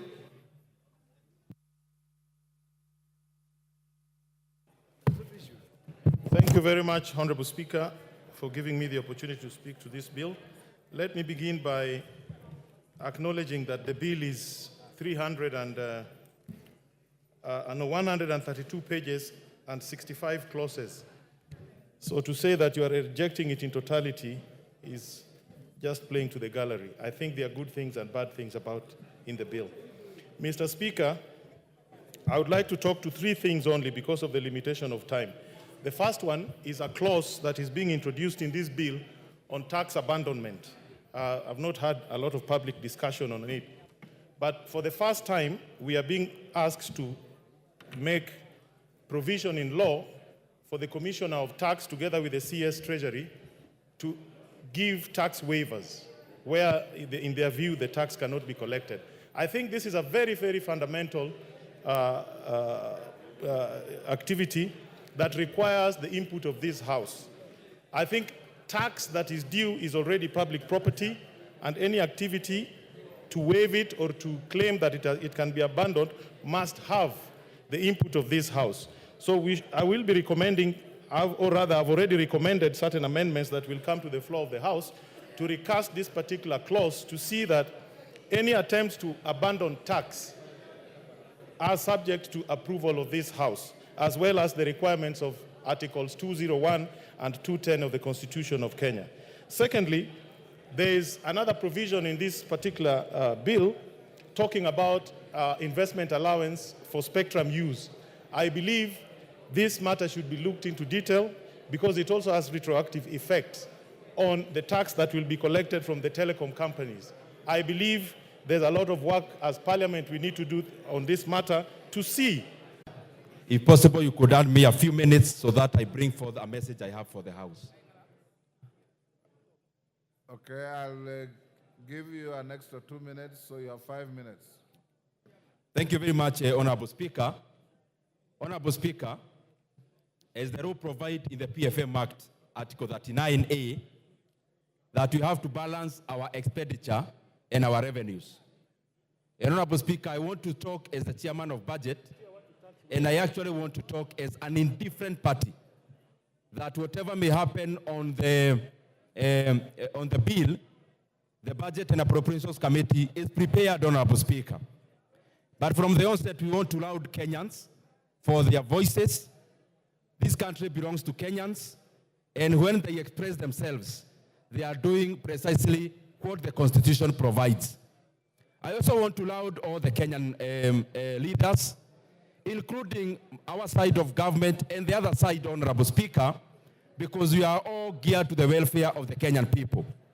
Honorable Speaker, I have since, and I want members to, if possible, they can have this in their mind as we debate.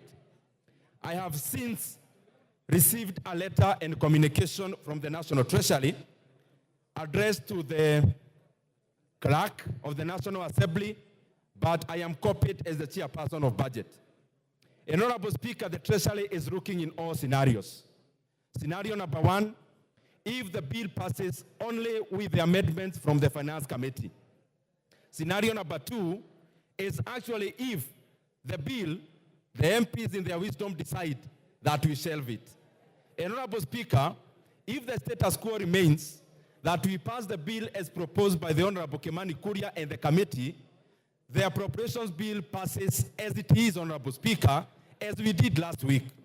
However, Honorable Speaker, it is important for members to note that in case there is a downfall in terms of the revenues by the proposed 200 billion, that was to be raised in the finance bill, Honorable Speaker, then the government and the National Treasury and the Budget Committee is also prepared for that scenario. And I have communication, Honorable Speaker, from the National Treasury, from the proposals. And I wish that I read some of them, that if the bill does not pass, Honorable Speaker, we'll be reducing the budget for the State House, 451 million, budget at the State Office of the President, 451 million, security organs, defense, for example, will be losing 7.75 billion, ongoing pivots in our constituencies will have to shelve that ambition by reducing by 800 million, Honorable Speaker. Higher Education Loans Board will be losing 3.2 billion. Honorable Speaker, the JSS teachers, 46,000 of them, Honorable Speaker, by letting this bill pass, will actually be giving jobs at the permanent and pensionable. And Honorable Speaker, if the wisdom of this House is to shelve that decision, then it means the JSS teachers, whom, Honorable Speaker, I would persuade this House that we confirm there will be no funding. NGCDF will be reducing by 15 billion shillings, which is 50 million per constituency, Honorable Speaker. The monies we appropriated for electricity, 50 million per constituency, Honorable Speaker, by, again, not giving the National Treasury the power for more revenue-raising measures, the 50 million per constituency will be disappearing today, Honorable Speaker.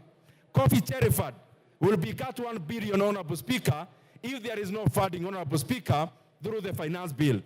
Our last plea is this. This letter is public information. It can be shared to the members of Parliament. Honorable Speaker, my plea is this, as the chairman of budget, that if it's possible, the House Business Committee can actually bring the appropriations bill this afternoon. That the decision that we take in the finance bill, we can also cascade the same by appropriating the proposed cuts in the appropriation bill so that we can finish the entire business today, Honorable Speaker. However, Honorable Speaker, I am sure with the same energy that we are speaking either for or against, we will also explain to Kenyans, the JSS teachers, I am sure those who will be voting against their confirmation to PNP, we will also explain to them, Honorable Speaker. Those voting against increment in CDF will also be, Honorable Speaker, explaining to Kenyans about it. Those who will be voting against the increment, Honorable Speaker, of employing 20,000 more teachers will have an ample time to explain to the teachers of this country, Honorable Speaker. And Honorable Speaker, the proposed cut in terms of roads is 15 billion. Those who will be voting against the increment of 15 billion to roads, I am sure they'll eloquently explain to Kenyans about it also, Honorable Speaker. A minute to finish.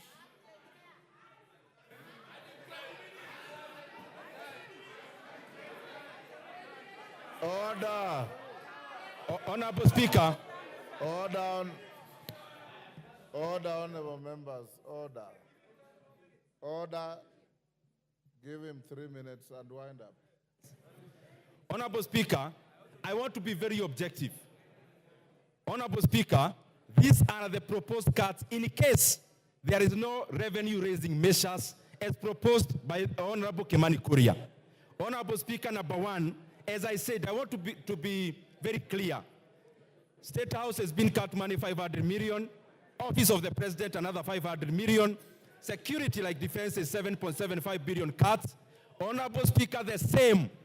We have already promised our JSS teachers that the 46,000 of them will be employed on permanent and pensionable. Honorable Speaker, if we don't give the National Treasury the power for revenue-raising measures, it means the people will be voting against the confirmation of the 46,000 interns. Will have ample time to explain to them how they voted against them getting permanent jobs, Honorable Speaker. Honorable Speaker, the reduction in NGCDF is 15 billion shillings.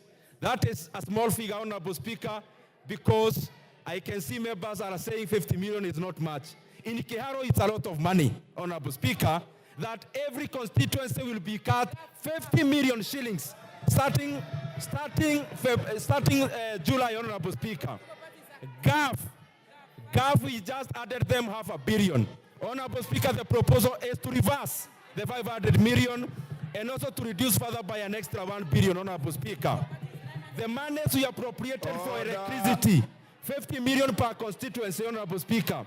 I hope those who will be voting against electrification in our villages will have time to explain to Kenyans why they are voting against electricity in our rural areas, Honorable Speaker. Honorable Speaker, there is a proposed reduction. Order. Honorable Commissioner Mishi, I know you differently. Order. Order, honorable members. Order. Order, honorable members on both sides of the House. Order. Order. Honorable members on both sides of the House. In the tradition of Parliament, if you approve of something, you thumb your feet. You don't wail and shout as if you are in a rally. This is not a rally. This is a House of Parliament. Dindi, can you wind up? Honorable Speaker, the other thing is that there is a proposed reduction of 1 billion shillings in livestock restocking. From our side, we believe those who lost their livestock deserve to be compensated. Those who will vote against 1 billion that is going to livestock restocking will explain to our pastoralist, Honorable Speaker. Honorable Speaker, also, the monies proposed for reduction for school feeding program is 1.8 billion. On our side, we believe the 1.8 billion is needed to feed the children of this country as they go to our schools, Honorable Speaker. Honorable Speaker, the political parties, we can all agree in unison. We are proposing a cut of 900 million. I know that is not contentious. We can agree to cut it this afternoon, Honorable Speaker, because we are also prepared for it. Honorable Speaker, there is a proposed cut of 5.5 billion shillings for cash transfer. Our parents who registered last year deserve to get their cash transfer. Order, time up. Bed Simba. Order.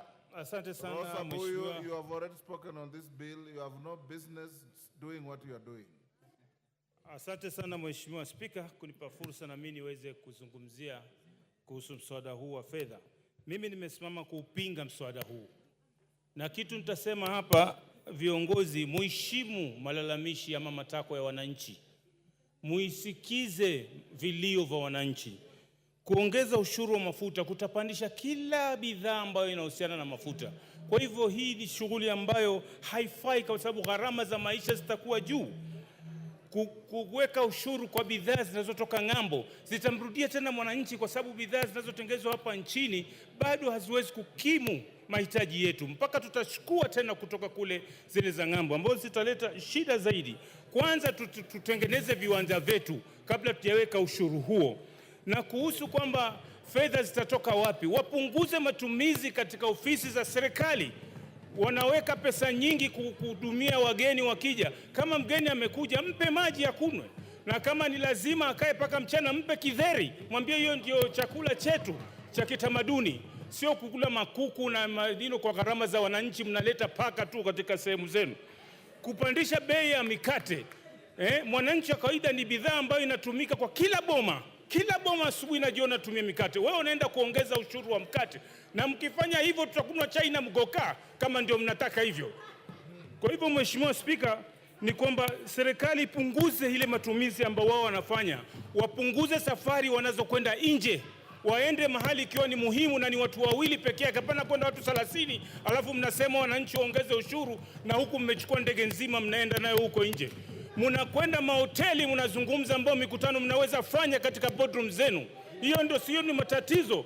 Kwa hivyo mimi nasema kwamba ushuru ama hii mswada wa fedha uangushwe huu, kwa sababu wananchi wameusoma. Msione wale watoto wale vijana wameandamana, walisoma kwa sababu huu mswada uko katika mitandao, wanajua kila kipengee kile kilichoko pale. Mnaongeza matairi, mnaongeza vyombo ambavyo vitapima saratani.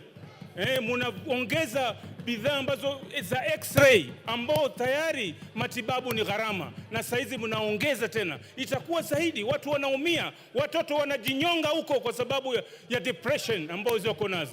Kwa hivyo Mheshimiwa Spika, nimesimama kupinga mswada huu. Asante sana. Mwengi Mutuse.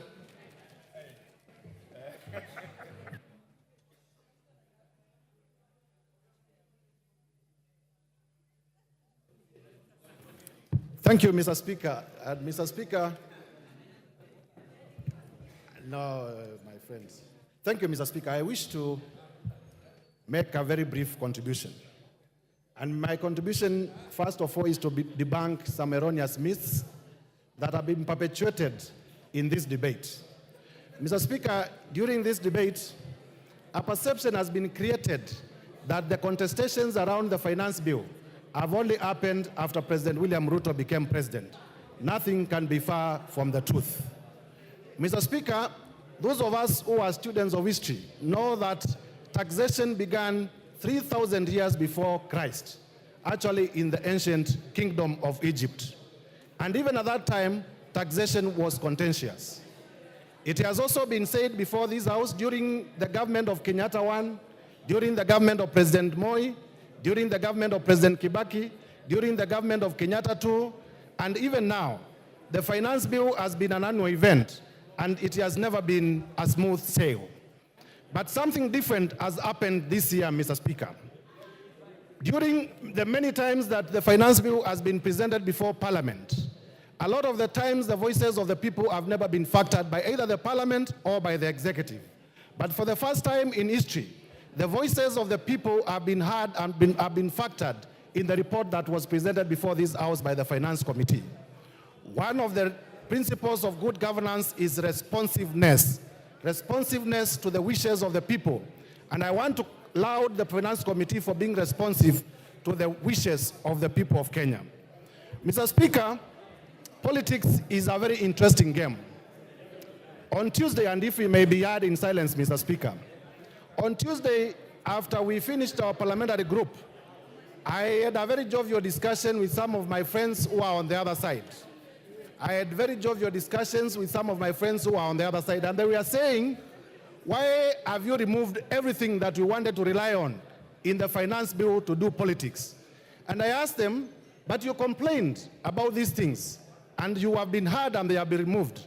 And they told me, you know, the work of opposition is to oppose. And now that you have pulled the carpet under our feet, we must find something new to hang on. I am saying this so that Kenyans know that the opposition to the finance bill is majorly inspired by politics. It may not be inspired by the content. Lastly, Mr. Speaker, as a lawyer, I want to say, and this would have been ably articulated if I may get 1 minute, that the issues that have been complained of have already been overtaken by events. They are actually otious. Finally, what is the effect of rejecting the finance bill? The effect of rejecting the finance bill is to resort back to the finance bill of Joseph Oyula.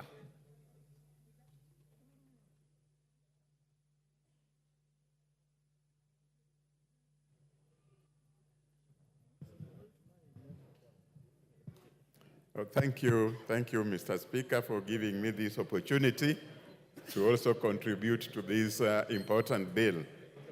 Mr. Speaker, I want to start by thanking the Finance Committee for the work well done.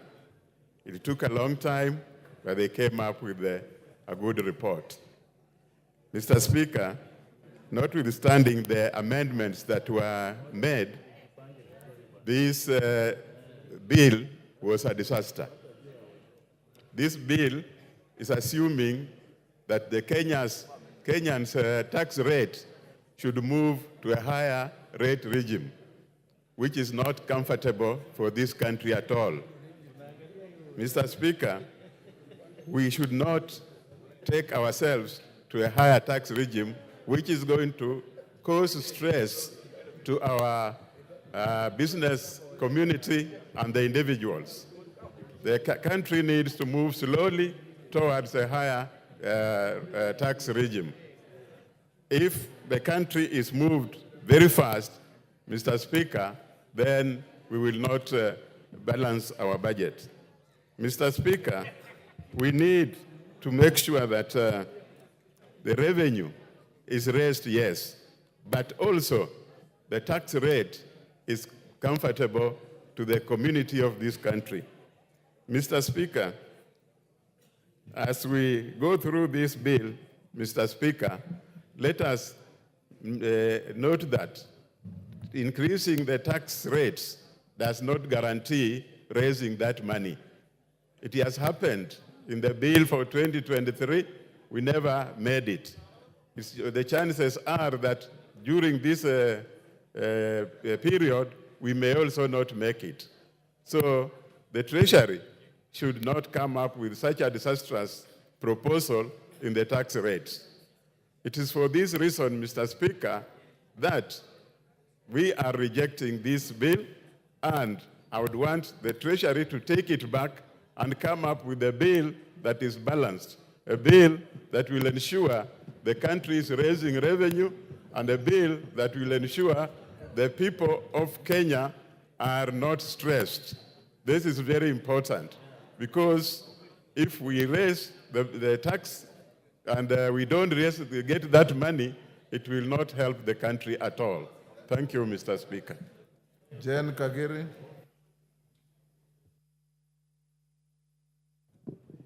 Thank you, Honorable Speaker, for giving me an opportunity to contribute to this very important bill. Honorable Speaker, allow me to start by congratulating the Finance Committee for listening to Kenyans and honoring their request on the deletion of the taxes that they felt that were punitive on them. Honorable Speaker, I would want to contribute on the clause on the introduction of eco-levy on sanitary towels and diapers. Honorable Speaker, I speak as the chairperson of the 47 women representatives.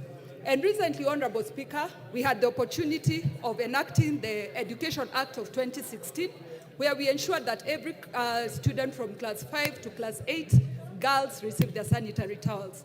Honorable Speaker, out of the 47 counties, only 4 local manufacturers were given the opportunity to supply these sanitary towels.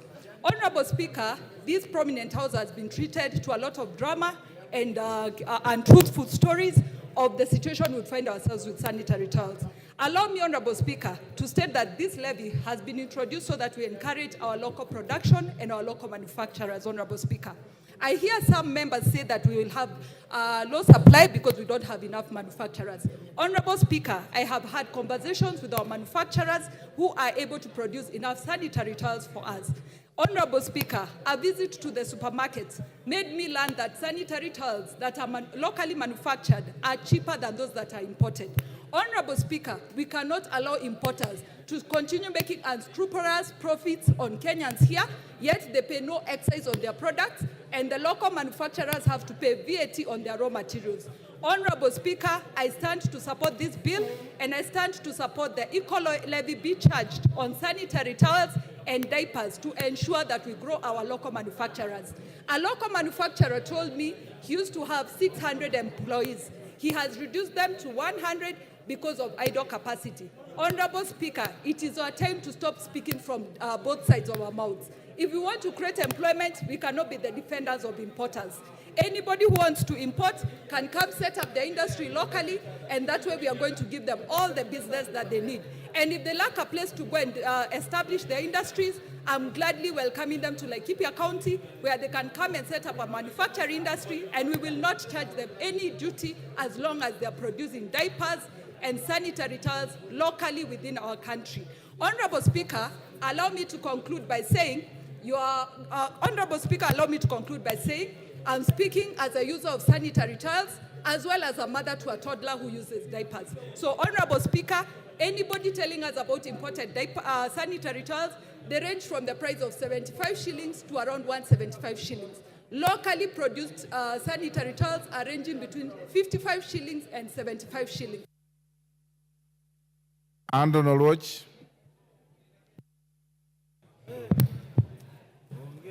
Thank you, Honorable Speaker.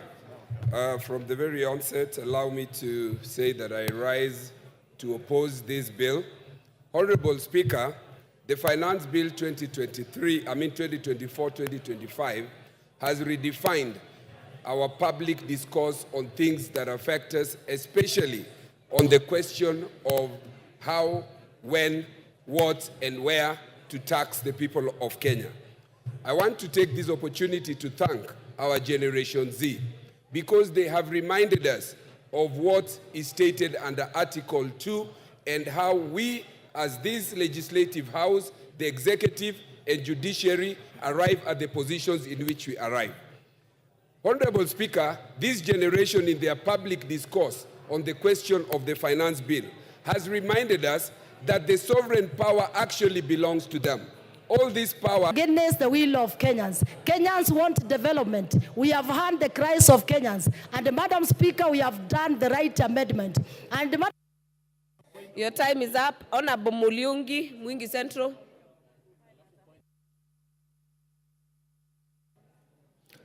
Thank you, Madam Speaker. Madam Speaker, I am directed by the people of Mwingi Central and the youth in general to reject this bill. Madam Speaker, I therefore rise to oppose. Madam Speaker, this bill is not only punitive, but retrogressive.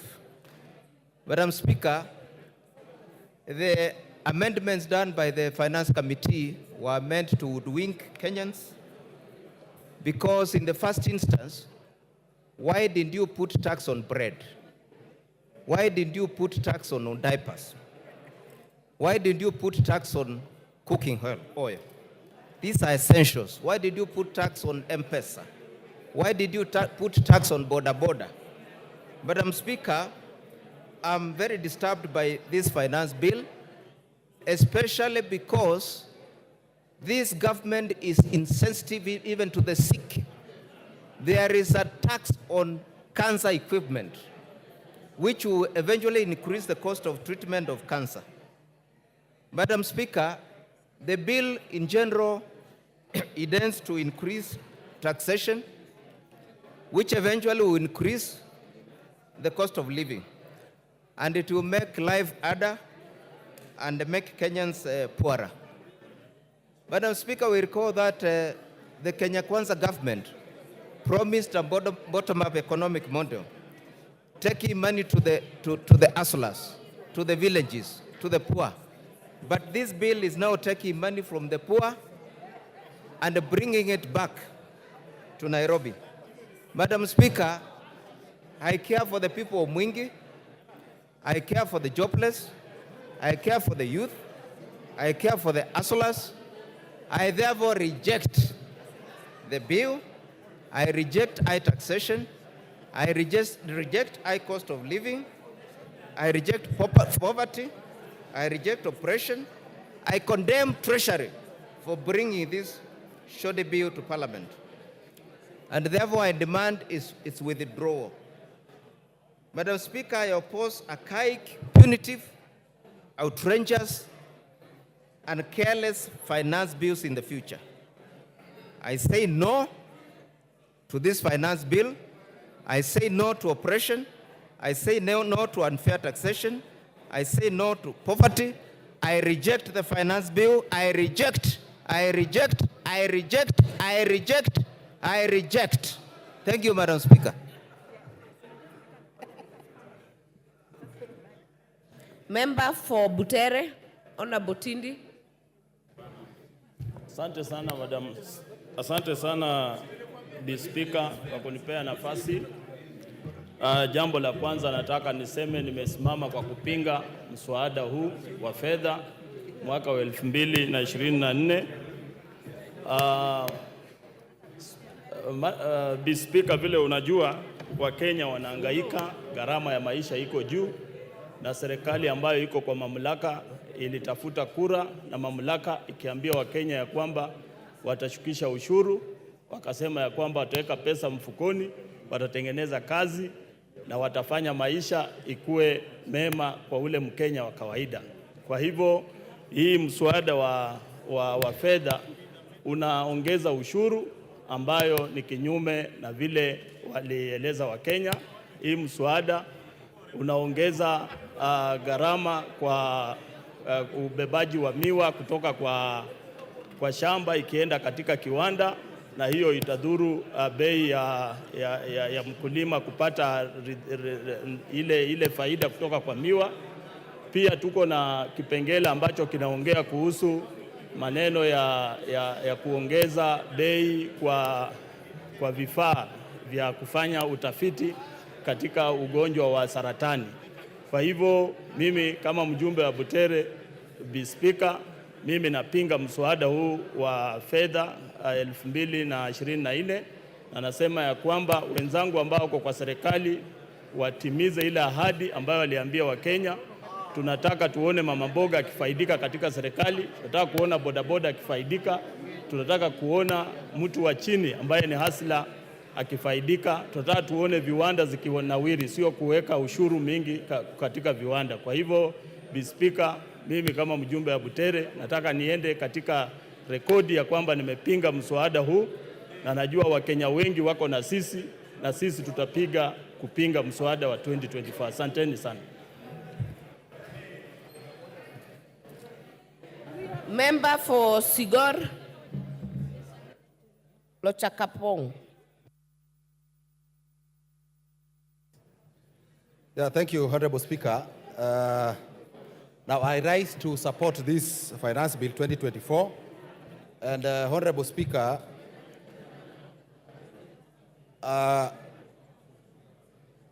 arising out of the report of the Finance and Planning Committee that has considered the recommendations through public participations of stakeholders, that is Kenyans, and proposed a raft of amendments to the Finance Bill, Honorable Speaker, I will want to support based on that. Now, Honorable Speaker, when you look at the report of the Finance and Planning Committee, which is a committee of this House, having looked at the Finance Bill and having listened to the stakeholders, Honorable Speaker, I think it is a good report. And on the basis of this report, Honorable Speaker, I want to support this Finance Bill. Now, Honorable Speaker, it will also be dishonest for those opposing this report and this bill that they are only looking at the Finance Bill as proposed and not looking at the report of the committee that has looked at this Finance Bill. Honorable Speaker, now arising out of the engagement from public participation and the stakeholders, Honorable Speaker, now the committee has proposed a raft of amendments to the bill, which has taken into account the wishes and the thinking of the majority of Kenyans. Now, Honorable Speaker, I think it will also be important to inform the Gen Zs that they need to be updated because they are on the streets based on the original bill and not taking into account what the committee has recommended for amendment. Now, Honorable Speaker, when you look at the committee's report, there is a proposal to increase the excise duty on money transfer services, which has since been dropped by the committee. Now, motor vehicle tax of 2.5%, Honorable Speaker, has been dropped. 16% VAT on financial services has also been dropped by the committee in their recommendation. And I think, Honorable Speaker, this is a good thing.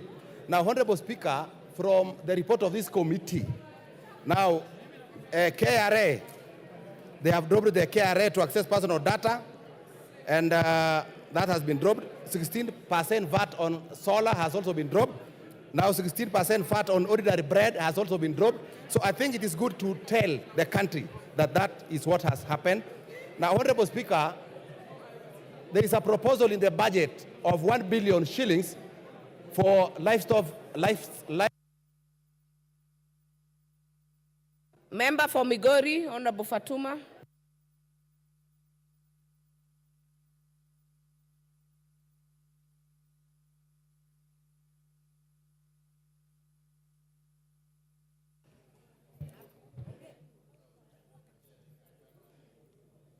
Thank you, Madam Speaker, for this opportunity.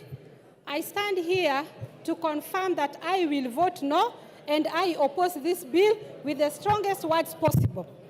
Madam Speaker, I would like those speaking in this House to go into their phones and see what's happening on the streets. If there is any public participation that needs to be done, it is now. Go out and see what's happening on the streets. All our uniformed policemen are out to tackle it out with the youths. The youths who are not from Kibera, The youths who are not from Majengo, they are from Karen, they are from Kayole, they are from Lavington, they are Christians, they are Muslims, they are all mixed races.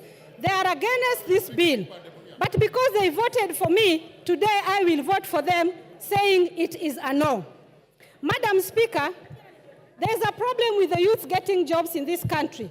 And the majority of them are now depending on social media to make some pennies for them to feed their family. As we say that we have lowered the cost of bread, may I tell you, bread will not be affordable at all for these youths, because the smartphones that they use to do TikTok and any other small business that can give them funds, they have put a levy on it of about 225 shillings on top of the price that is already there. We know very well that we don't have smartphones here manufactured into better quality that they can use for their business. Madam Speaker, we are hurting the hustlers that we promised to help. They have created their own jobs for themselves, and we are still following them up where they are to hurt them more. Madam Speaker, we know that electricity is very expensive in this country, and more so, it's even irregular. You get electricity 1 hour, 2 hours, it is gone. Madam Speaker, we have put an extra levy on the basic solar system batteries, meaning that if you can't get Kenya Power, sorry, you cannot get solar. What else are we trying to tell Kenyans? What are we telling investors? That go to hell.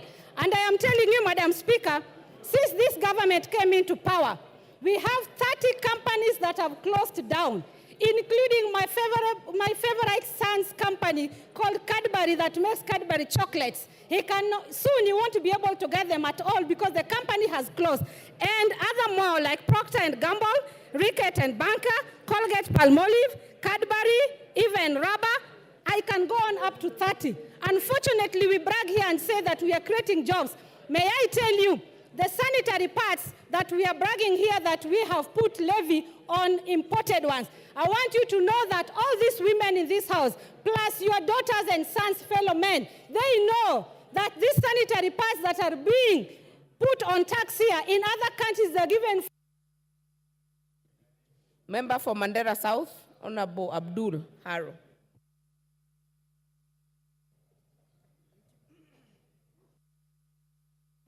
Give me the mic. Yeah, thank you, Honorable Speaker, for giving me this opportunity to put my voice on this very important debate. Honorable Speaker, I must say the finance bill, as it was originally prepared by the Treasury, was a bill that I was prepared to vote no on a number of clauses. But thanks to the Finance Committee, which has listened to stakeholders and has come up with a raft of proposals that are recommending to amend the finance bill as it was originally mentioned. Honorable Speaker, there are quite a number of areas which are directly important to my constituents, although the entire finance bill is important to my constituents, but there are a number of areas which are directly important to my constituents, and those areas have been proposed in the Finance Committee report after listening to the stakeholders for amendment. Particularly, the 16% VAT on bread is very important to my constituents, and I'm happy it has been dropped. The 2.5% vehicle tax is very important to my constituents, and I'm very happy it has been dropped. The excise duty on edible oils is very important to my constituents, and I'm happy it has been dropped. The money transfer and foreign exchange tax has been dropped. The eco tax on diapers and sanitary pads, which have been dropped, is important to my constituents. And Honorable Speaker, the housing levy, the NSSF and NHIF, which is now a tax deductible item, is also very important, which means those who are salaried will not have a lot of taxes to pay. And Honorable Speaker, the proposal to amend Data Protection Act for KRA to access our data has been removed. That is also an important area to my constituents. And Honorable Speaker, the 16% VAT on supply of solar and lithium batteries is important because it promotes uptake of clean energy for my constituents and the rest of Kenyans. Honorable Speaker, on the divide side, I'm also happy that 18 billion has been set aside for the employment of 46,000 JSS teachers on PNP, on permanent and pensionable terms. And I'm also happy that the appropriations bill also is going to fund the extra hiring of another 20,000 JSS teachers, coming from an area where teachers is a challenge to our schools. I'm very happy that this is happening. And 1 billion for restocking livestock that have been destroyed as a result of drought and floods is also very important for my constituents, and I'm happy with that. The school feeding program, which is going to be funded by the government, is also very important to my constituents, and I'm happy.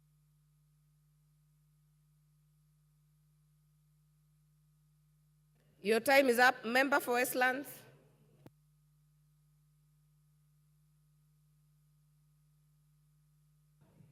Thank you, Madam Speaker. Madam Speaker, from the onset, I want to say that I oppose this bill because, Madam Speaker, Kenyans are feeling the weight of being overtaxed. And Madam Speaker, I'll paraphrase, Madam Speaker, what the former Prime Minister of England said, Winston Churchill. For a nation to try to tax itself into prosperity, it's like a man standing in a bucket and trying to lift himself up by the handle. Madam Speaker, the problem we have in this country, Madam Speaker, is not about taxes. Kenya is not paying taxes. Kenyans pay taxes, Madam Speaker. But the problem is this money is not used properly. There's a lot of wastage in the government. There's a lot of corruption. And the corruption these days is done in the budget. Madam Speaker, they hide money in the budget and it disappears. People negotiate deals and hide money. Madam Speaker, if this money is put to good use, the government will have enough money to do their projects and serve Kenyans, Madam Speaker. Madam Speaker, the several proposals that have been made, and some of them, Madam Speaker, have been dealt with by the committee. But Madam Speaker, this we must bring to the amendment when it comes to the House, Madam Speaker, because this bill does not address an equitable and inclusive fiscal policy that fosters sustainable development, Madam Speaker. Madam Speaker, the Finance Bill 2024, as it stands, is punitive and it will have devastating effects, Madam Speaker, on young people, not only in Nairobi, but all over the country. And Madam Speaker, you've seen the young people who are demonstrating now are young people. This G generation, Madam Speaker, they have come out in droves. And Madam Speaker, if anybody is trying to wish them away, these young people, they don't care. They are serious and they're coming out with issues. They have taken our numbers, they are sending us messages.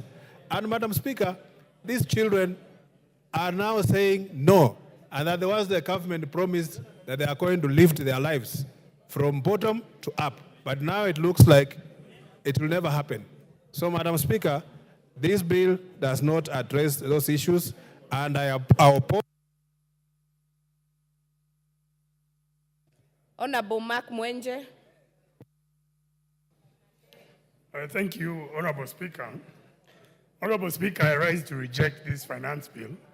And from the onset, just bring to the attention of how Gen Z has been encouraging us to steal the bill and run out with it. And we've hoped that the Speaker will communicate that the process doesn't work that way. Honorable Speaker, the finance bill has a lot of grievances, whether it's tax, motor vehicle tax, whether it's bread tax. We're exempting VAT from transfer of businesses. Makes me wonder whose business is this that wants to be acquired, and so many other taxes. Honorable Speaker, you go to the report. It has retained excise duty on motorcycles. It has retained also on data, and we're talking of digital hubs. Gambling, there is a tax that has been increased, both VAT and excise duty. This will mean there's a black market, and more importantly, will also lead to less collection, as we saw last year. The target was 31 billion. We've only collected 26 billion.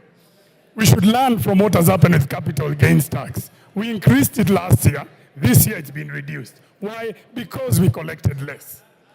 The eco-levy on medical equipment, such as cancer, why are we increasing taxes on cancer patients? Imports, we're an importing nation.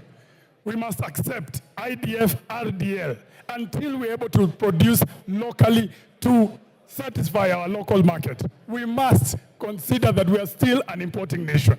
Come to Nairobi, you'll find shops have been closed, Honorable Speaker. Honorable Speaker, there's a clause 57 here, that if you fail to integrate into e-teams, the fine is 2 million. It's been proposed by the committee, they lower this. They've not said how much. So that is what you stand to lose, Honorable Speaker. Honorable Speaker, this finance bill and the last years, based on the number of businesses it is killing, it operates like a serial killer. And serial killers leave a trademark so that they can be identified. You want to find it in this finance bill, it's in clause 66. Why would you put that clause there, Honorable Speaker? Honorable Speaker, clause 63, which talks about KRA accessing your data. I want to challenge the entire House. Look at the amendments of the committee. They have not said they are withdrawing this clause. This clause still remains as per the recommendation in the report. So, and I want to tell the members on the other side, this clause will hurt you more than it will hurt me, Honorable Speaker. Finally, Honorable Speaker, Section 54 of the Housing Act. Why are we deleting it? Who are we selling these houses to?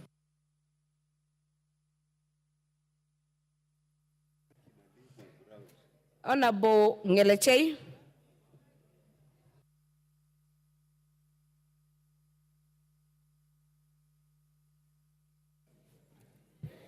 Thank you, Madam Speaker, for giving the people of Elgeyo Marakwet an opportunity to speak on the Finance Bill 2024.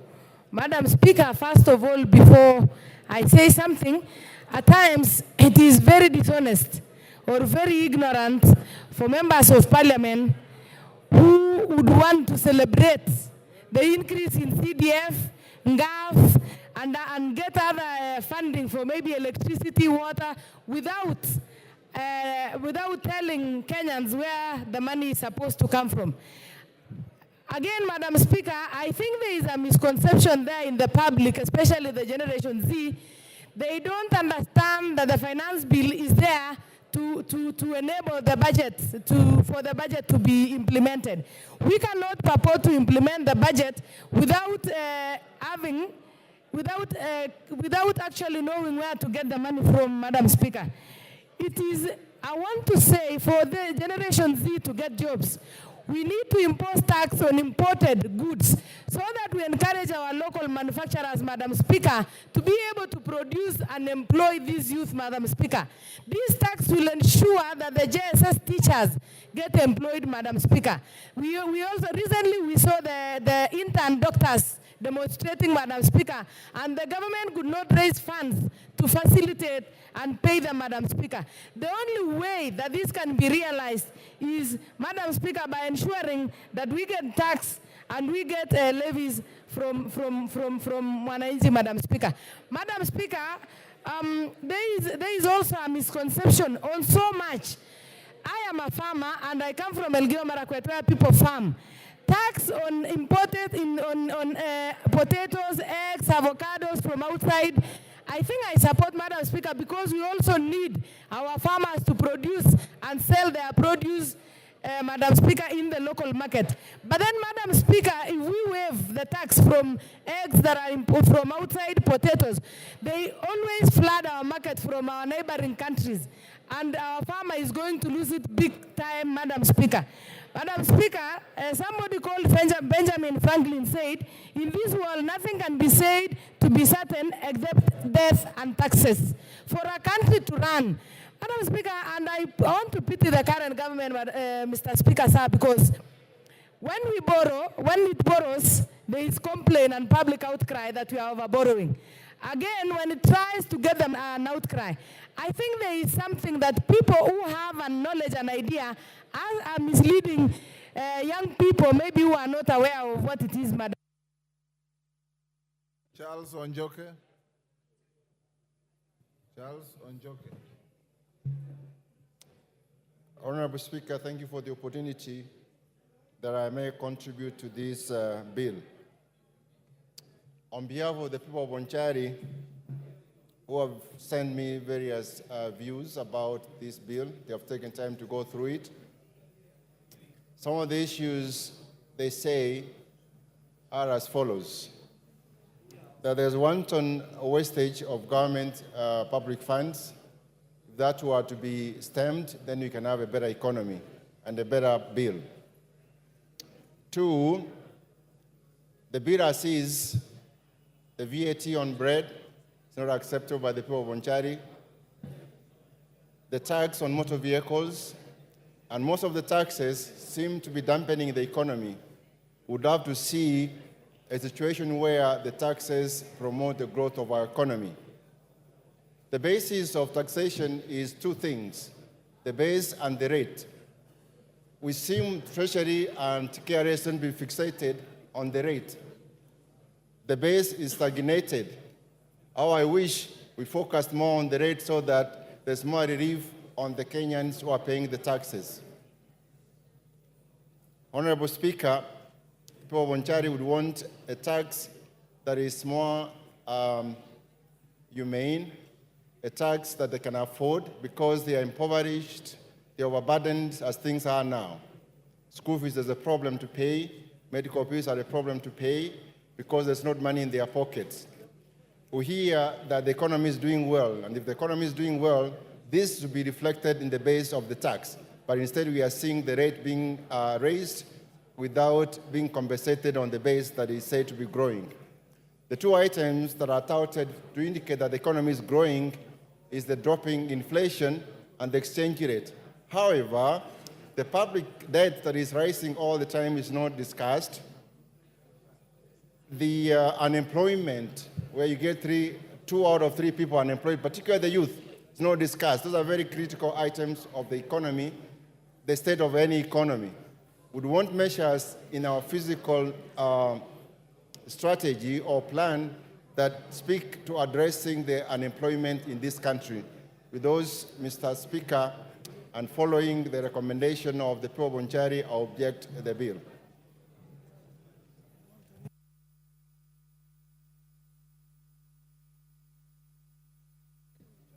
Ronald Karauri.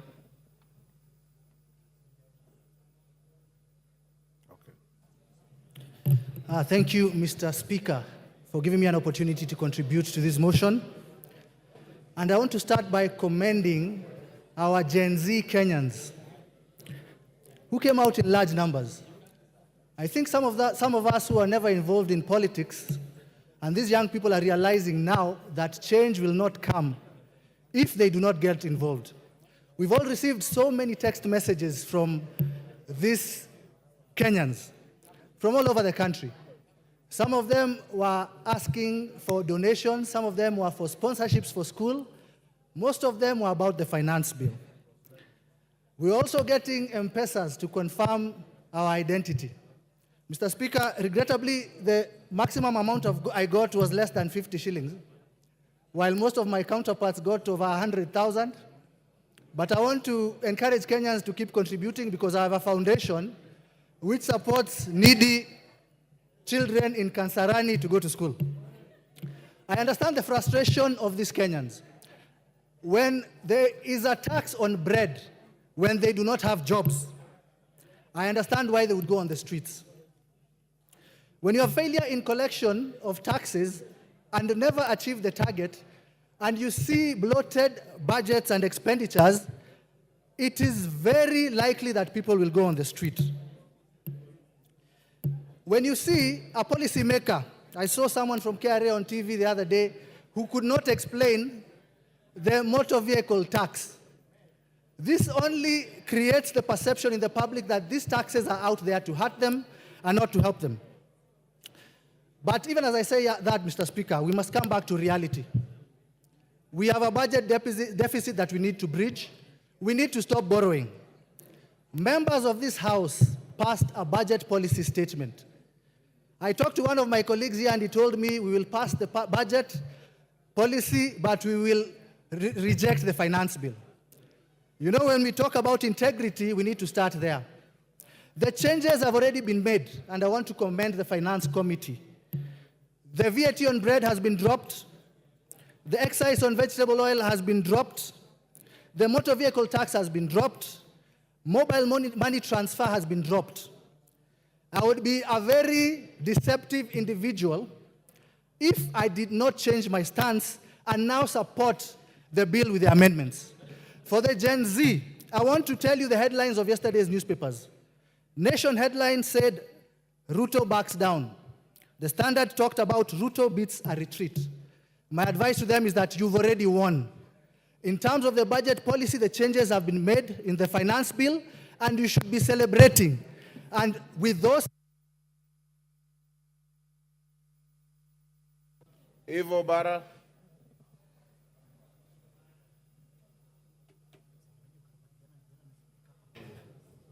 Thank you very much, Mr. Speaker, for giving me the opportunity to also add my voice to the debate.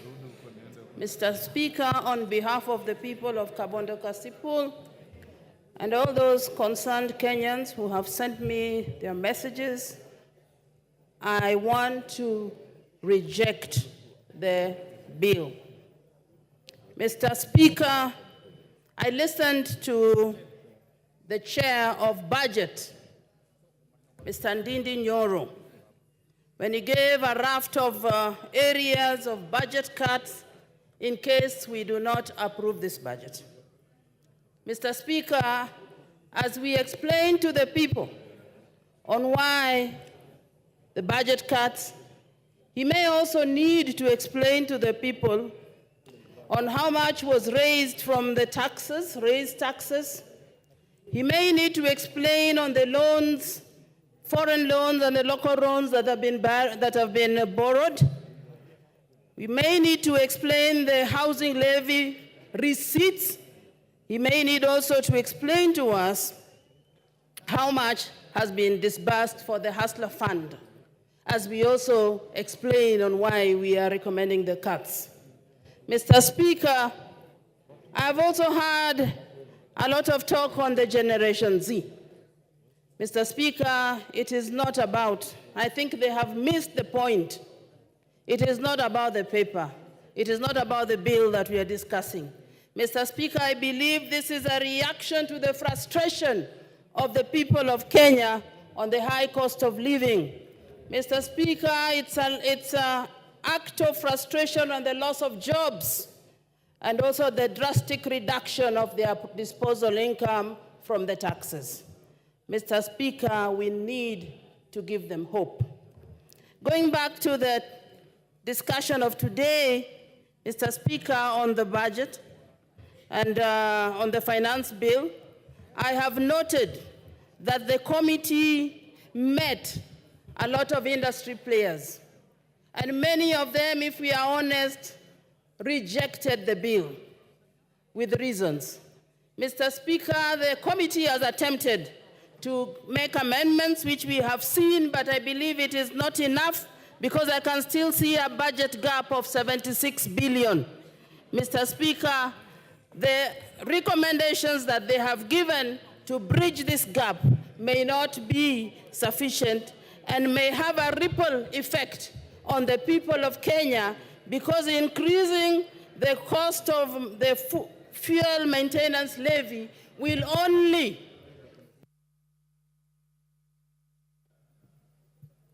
Hamisi Abdi Voi.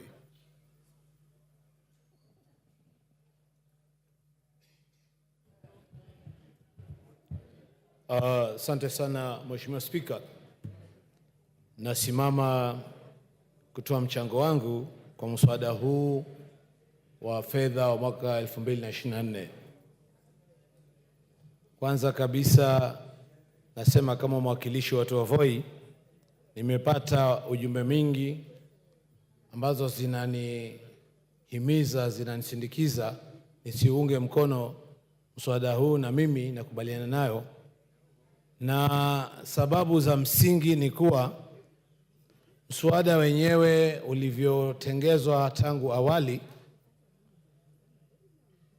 si mzuri kwa uchumi, kwa wananchi, wawekezaji na kwa nchi kwa jumla, na nimeona nia na lengo ya kuhadaa wananchi, kwa sababu yale yaliyokuwa yakiuma sana tumeambiwa yataondolewa, lakini sababu za msingi za kuuliza kwa nini ilikuwa hapo kwa mwanzo.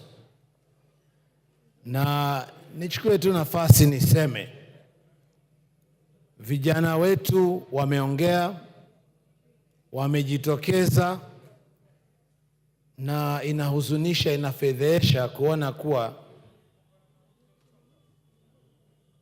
maafisa wa polisi wamewafuata, wamewaghadhibu, wamewasumbua wakati wao wanaenda kulingana na katiba, hasa article ya 37 ambayo inawaruhusu wao kuweza kukutana, kuandamana na kupeana pia petition. Na ingekuwa uzuri kwa nchi hii tudumishe demokrasia na tuweze kuenda kistaarabu. Mheshimiwa Spika, utunzi wa sheria unatakana kuzingatia hali ya wananchi, na hata ukiangalia kwa Kiingereza, mswada huu ni kuwa unarekebisha mswada mwingine, na la msingi ni kuwa tungefanya iwe rahisi. Malengo ya kukusanya ushuru hayakufikiwa, na hasa sababu kubwa ni kuwa hali ya uchumi imekuwa ngumu, wawekezaji wameondoka, kazi zimepotea, na mswada ungelenga aidha kuacha pale pale ama kupunguza yale yaliyokuwa kwa wakaza wananchi. Na kuna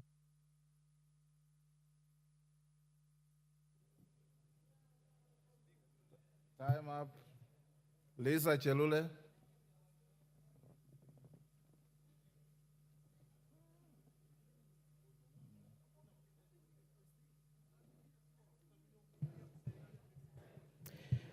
Asante sana Bwana Spika kunipatia hii nafasi. Pia nichangie kwa mjadala ya mswada ya fedha katika bunge hili. Ya kwanza Bwana Spika, nataka kuanza kwa kusema ninaunga mkono mswada huu ambaye imeletwa kwenye bunge huu tuongee kama wajumbe. Bwana Spika, tunaelewa kwamba tulikuwa na waziri wa fedha wiki iliyopita ama wiki mbili iliyopita, na yeye mwenyewe alitupatia taarifa ya mahitaji ya kila wizara, na aliguzia sana wizara ya elimu na akaguzia sana wizara ya agriculture. Sisi wote tunaelewa kwamba ni wa maana sana kusaidia wakulima ambaye ni wengi miongoni mwetu. Bwana Spika, naelewa kwamba katika agriculture tumeangalia kila sekta. Wakulima ambaye wanalima horticulture ama wakulima ya kufuga ng'ombe ya maziwa. Na nilifurahi sana sababu kuna pesa imetengwa ili wakulima ya maziwa wapate kujengewa mafactory ya kutengeneza maziwa yao. Hii ndio itapatia nafasi vijana waandikwe kazi na itapatia usaidizi kubwa sana kwa wakulima wetu. Bwana Spika, nataka kuongea juu ya wale vijana ambaye tunaelewa sisi wote kama wabunge kwamba walifanya maandamano na wakasema nataka kuandikwa kazi katika serikali kulingana na utaratibu ya serikali. Na pesa imewekwa katika wizara itaji, imewekwa katika wizara ya elimu ambaye walimu wengi wataandikwa kazi. Wale wamepatiwa kazi ya internship katika wizara mbalimbali watapatiwa nafasi ya kuandikwa kazi kikamilifu.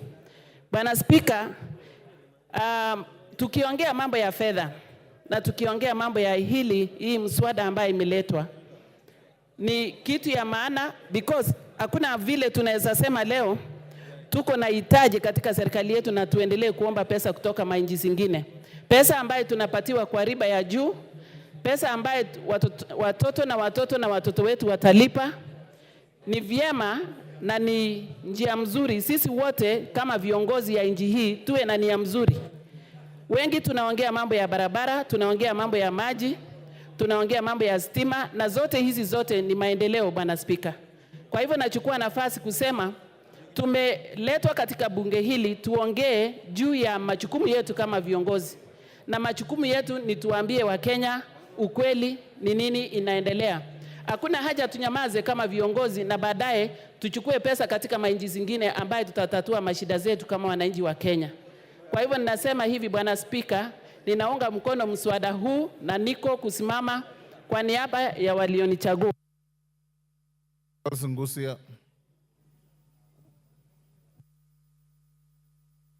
Finally, Mr. Speaker, thank you for this opportunity just to add my voice on this matter, which has been the most controversial finance bill in Kenyan history, Mr. Speaker. Allow me to start thanking the Finance Committee for the meticulously and excellent job they have done so far. Because, Mr. Speaker, based on the circumstances, the 18 things they have dropped in this finance bill is not easy. This is a thing that could have actually caused what we call economic earthquake or economic crisis in our country, Mr. Speaker.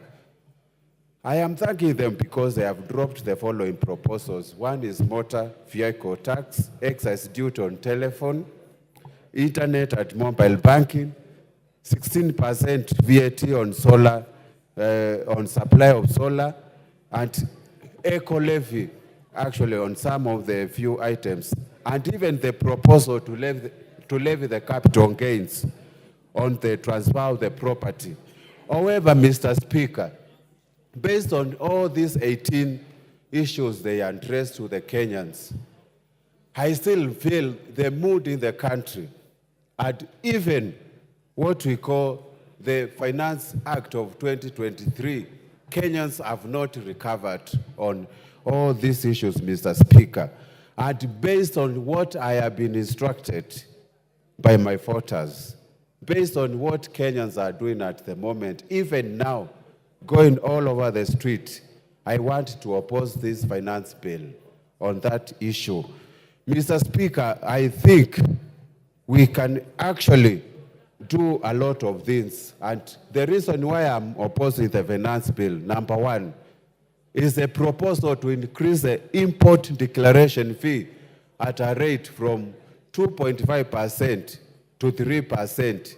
And we know Kenya is a net importer on so many issues. Actually, 60% of what we consume in this country is imported. It means we are going to have a multiplier effect in this economy. The other issue, Mr. Speaker, was the increase on duty for gaming and betting, and nobody has spoken about this issue. Increasing it from 12.5% to 20%, Mr. Speaker, this is the only fund we are relying to take the sportsmen and other people to compete in international competition like the Olympics Games we are going to witness in France next month, Mr. Speaker. It's going to... Thank you, Nguna.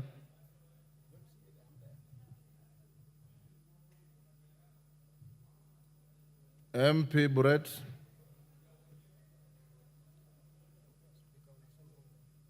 MP Brett.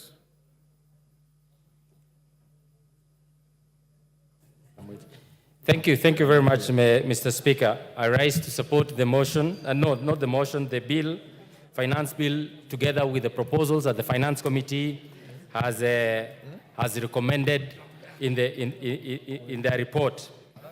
Mr. Speaker, we must come to an agreement as a House that we cannot propose one thing and do another thing.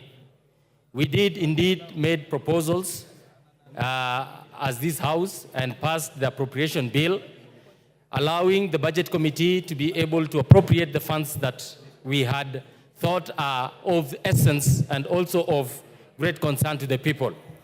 Mr. Speaker, in accepting and agreeing to the appropriation bill, the monies that we had voted for the constituencies, the various projects that are within our constituencies, and the nation's development, we did therefore agree that we will be able to raise these revenues either through ordinary tax or the proposals at the Finance Committee are going to come for us to be able to fund these projects.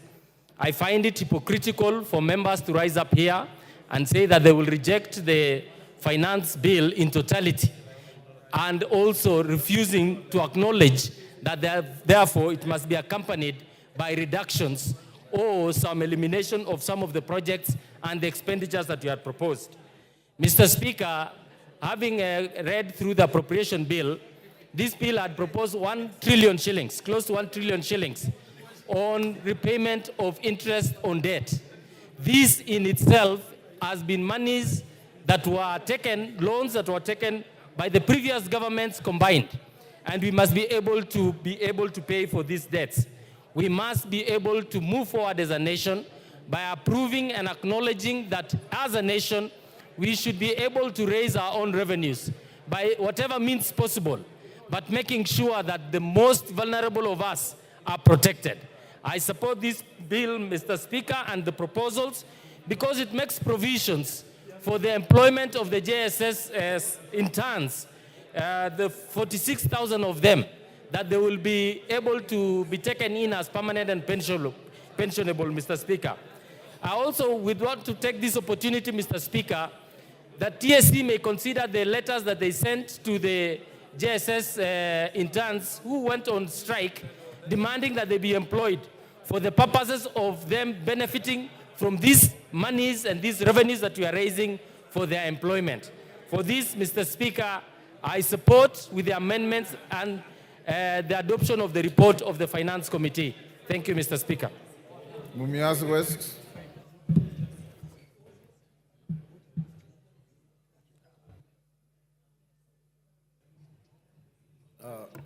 Thank you, Mr. Speaker.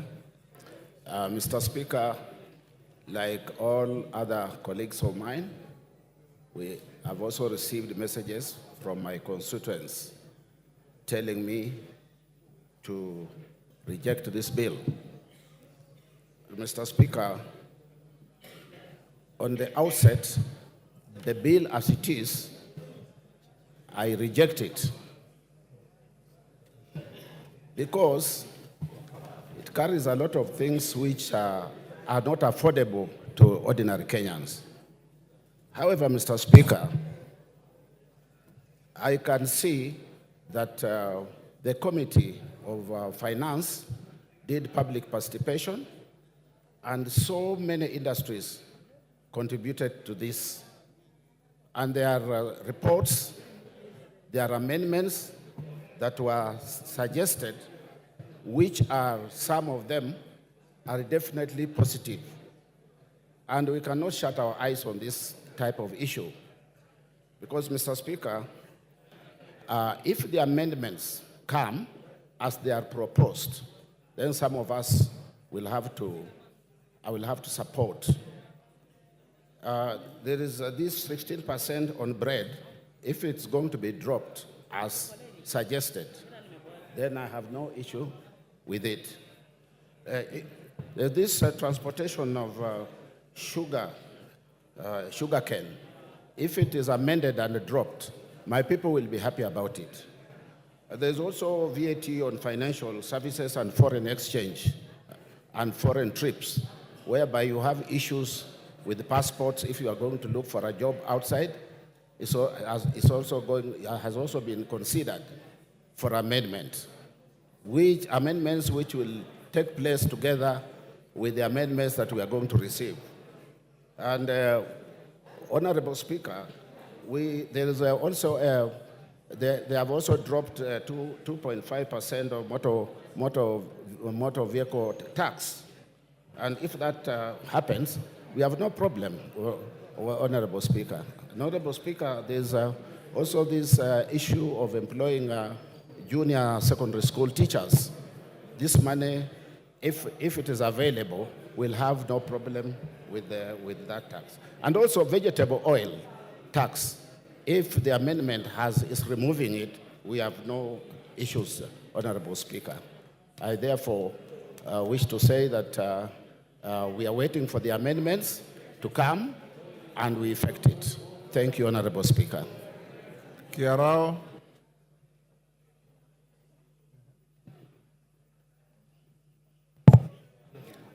Thank you, Honorable Speaker, for giving me this opportunity to air my views in regard to this Finance Bill 2024.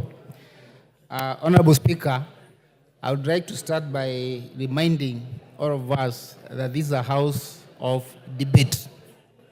Honorable Speaker, I think it is our noble responsibility to articulate and look in with a microscopic eye all issues in front of us with the sole purpose of coming up with a data or a document which is favorable to our nation and the people who have sent us here. Honorable Speaker, I must say there is one issue I've been listening since yesterday to the various views by members. And I must say, Honorable Speaker, I'm one person who will say the initial draft actually was very wanting. It had very many negative issues, but I must commend the Committee of Finance and National Planning for executing its mandate and fine-tuning this document. And more so, on the same note, I would want to commend the committee for listening to the people and acknowledging the importance of public participation, because most of the issues which were raised through the public participation have been addressed. And on that note, Mr. Speaker, sir, I would like to say I come from an agricultural area. And just to point but a few, considering Nyandarua County, where I come from, there is one issue which had very adverse negative effect, which was in the initial draft, that is touching on the issue of potatoes, the eggs, and all those things have been removed since. Honorable Speaker, I would like to say, and I think this is very important to all the members who are here. Honorable Speaker, on the issue, I can see my time is off. Thank you, Honorable Speaker.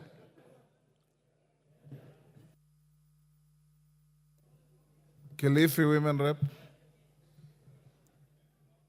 Women Rep Kilifi. Kama hayuko,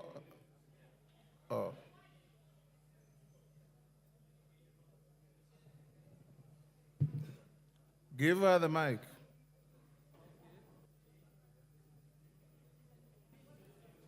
Asante Mheshimiwa Spika. Mheshimiwa Spika, nizungumze kupinga mjadala huu wa fedha.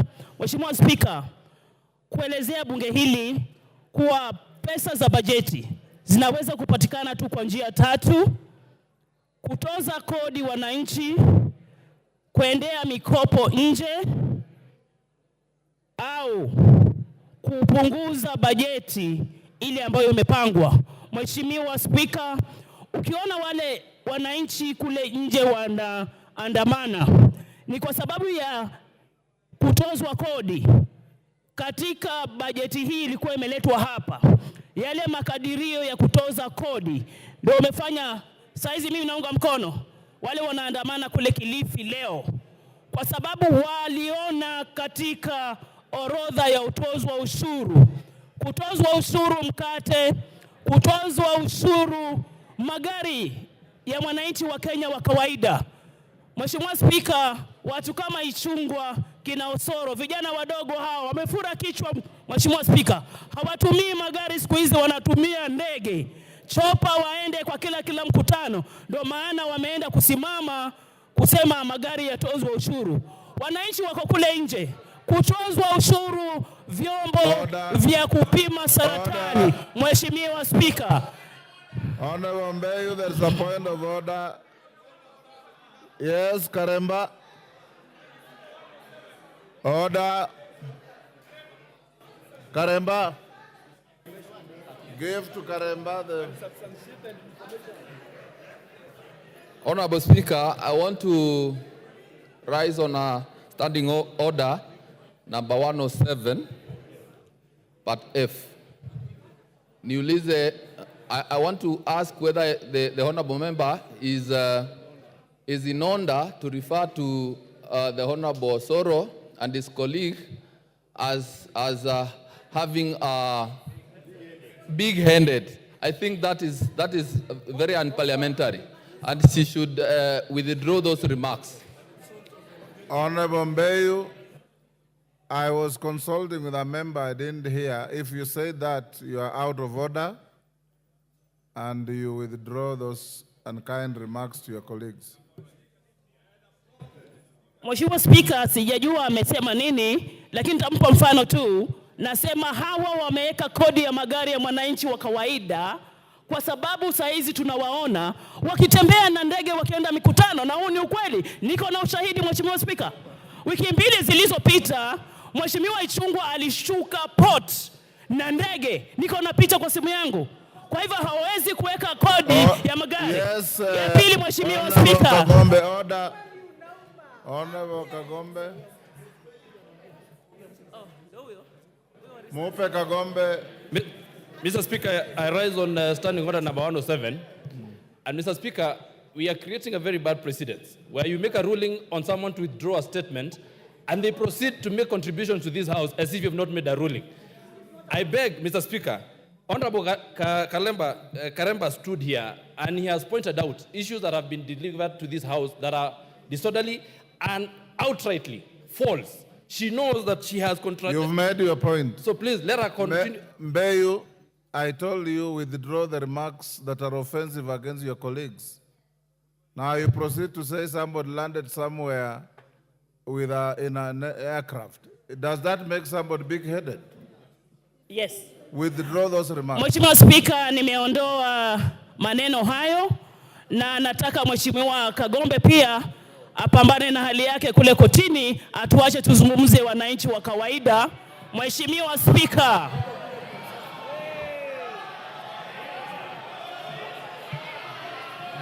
Order. Mheshimiwa Speaker, nizungumze. Order. Order. Order. Honorable Mbeyu, I've given you an opportunity to contribute to the finance bill. Kagombe is not in the finance bill. And you are out of... Can you take your seat? Don't be excited unnecessarily, because you are about number 150 member to contribute to this bill. And you've been sitting here seeing how members who are even more senior than yourself have been conducting themselves. Don't excite the House, don't get excited, contribute on the bill. Asante Mheshimiwa Speaker, tukiona katika ile bajeti watu wakiandamana, vyombo vya kupima saratani katika hospitali yetu vinaenda kutozwa kodi. Yale mambo ambayo yaliwekwa katika bajeti hii, katika mswada huu ndio nayazungumzia. Wakituambia ati wametoa, na tujaona amendment, Mheshimiwa Speaker, lazima tuione leo hii kuwa imerekebishwa ndio wananchi wetu waweze kukubali. Mambo ya kuweza kuona stakabadhi za pesa to access KRA, to access financial status za watu wa Kenya ni mambo ya aibu. Watu wako na haki ya pesa zao na kuwa siri. Mheshimiwa Speaker, mkate, mafuta, mtozo ushuru ni aibu. Kamati ya bajeti, kamati ya finance. Member for Lamu East.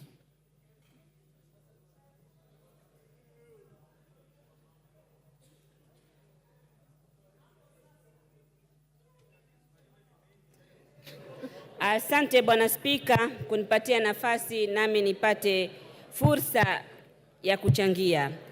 naunga mkono mswada huu wa fedha. Bwana Spika, katika mswada huu wa fedha nina imani kwamba Lamu Mashariki itaunganishwa na Wakenya wengine, kwa sababu hivi sasa kutoka tupate uhuru mpaka sasa Lamu Mashariki iko kivyake, haijaunganishwa na Wakenya. Lamu Mashariki tunajua constituency yote, eneo bunge lote, hakuna hata inchi moja ya lami, hakuna hata inchi moja ya gridi ya kitaifa.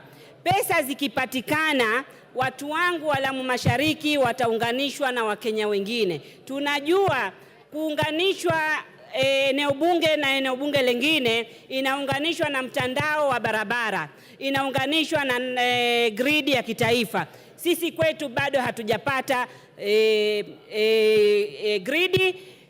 gridi ya kitaifa na wala barabara. Kama Wakenya na sisi Lamu Mashariki tumekuwa tukitoa ushuru na sehemu zingine maeneo bunge mengine yameendelea. Sasa basi tuendelee kutoa ushuru, tena tuendelee kutoa ushuru sana, na sisi Lamu Mashariki na sisi tupate haya maendeleo. Kwa hivyo kwa sababu hizo mimi naunga mkono kwa dhati, nikiwa na imani ya serikali hii kwamba ndio itatuunganisha sisi na Wakenya wengine. Bwana Spika, lazima tuwe wavumilivu na tufikirie Wakenya wengine.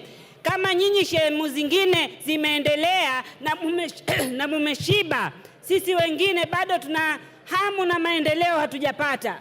Kwa hivyo kama nyinyi mko matown, muna barabara kila pahali, muna stima kila pahali, nyinyi mumeshiba. Kule kwetu tunasema wale wanaoshiba samli wanatoa miba. Sisi tuna njaa bado kwetu ya maendeleo, hatuna maendeleo. Kwa hivyo hatuwezi kupinga pesa ipatikane. Toeni ushuru, acheni mchezo. Kuna watu kule wengine wanaumia.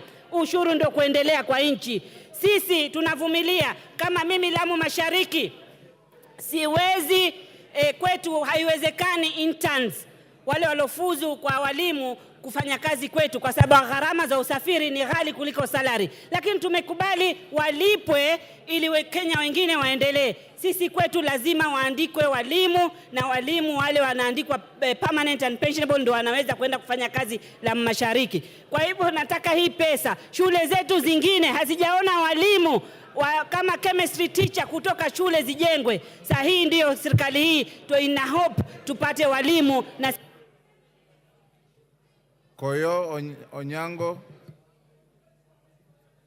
Thank you very much, Honorable Speaker, for finally recognizing me and giving me the opportunity.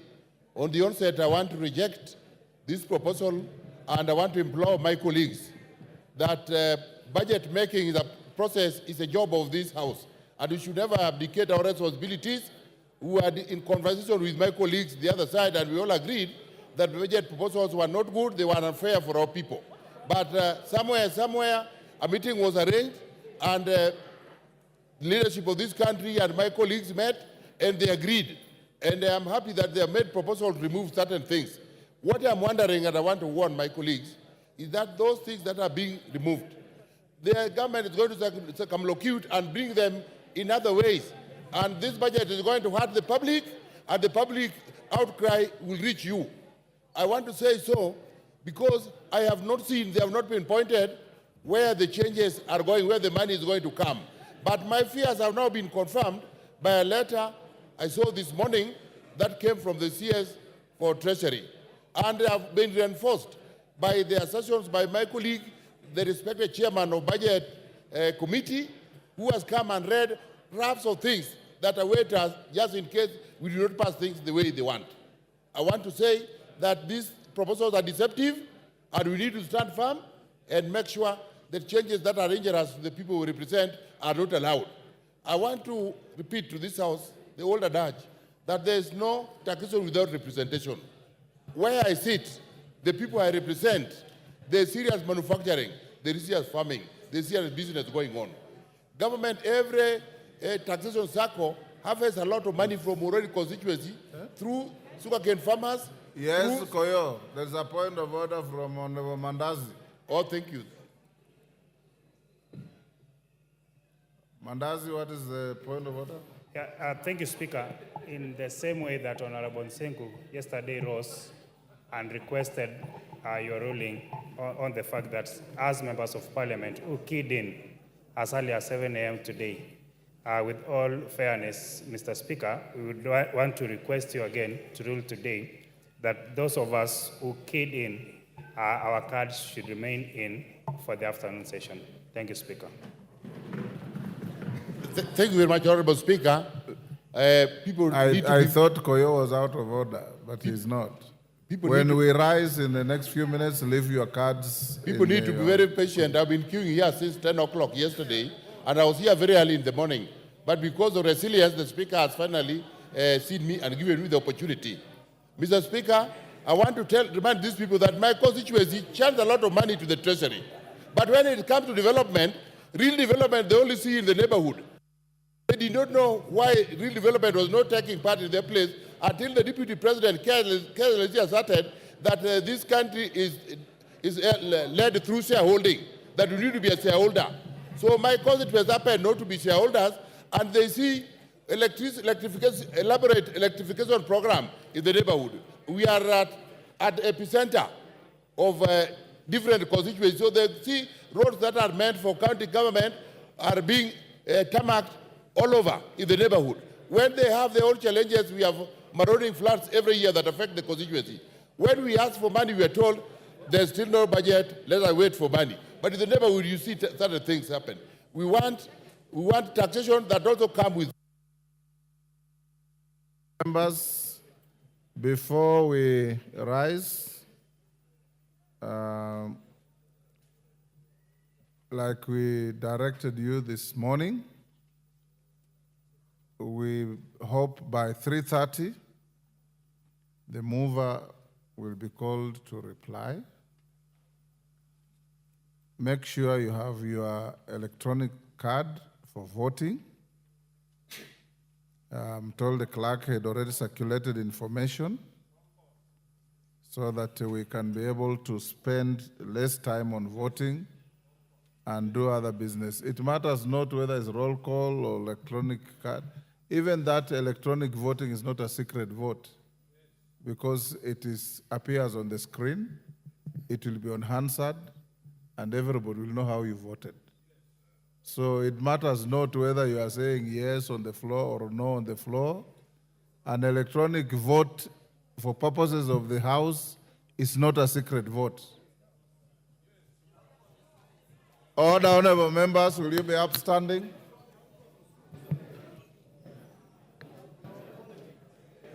Order, be upstanding, Honorable Ngelechei.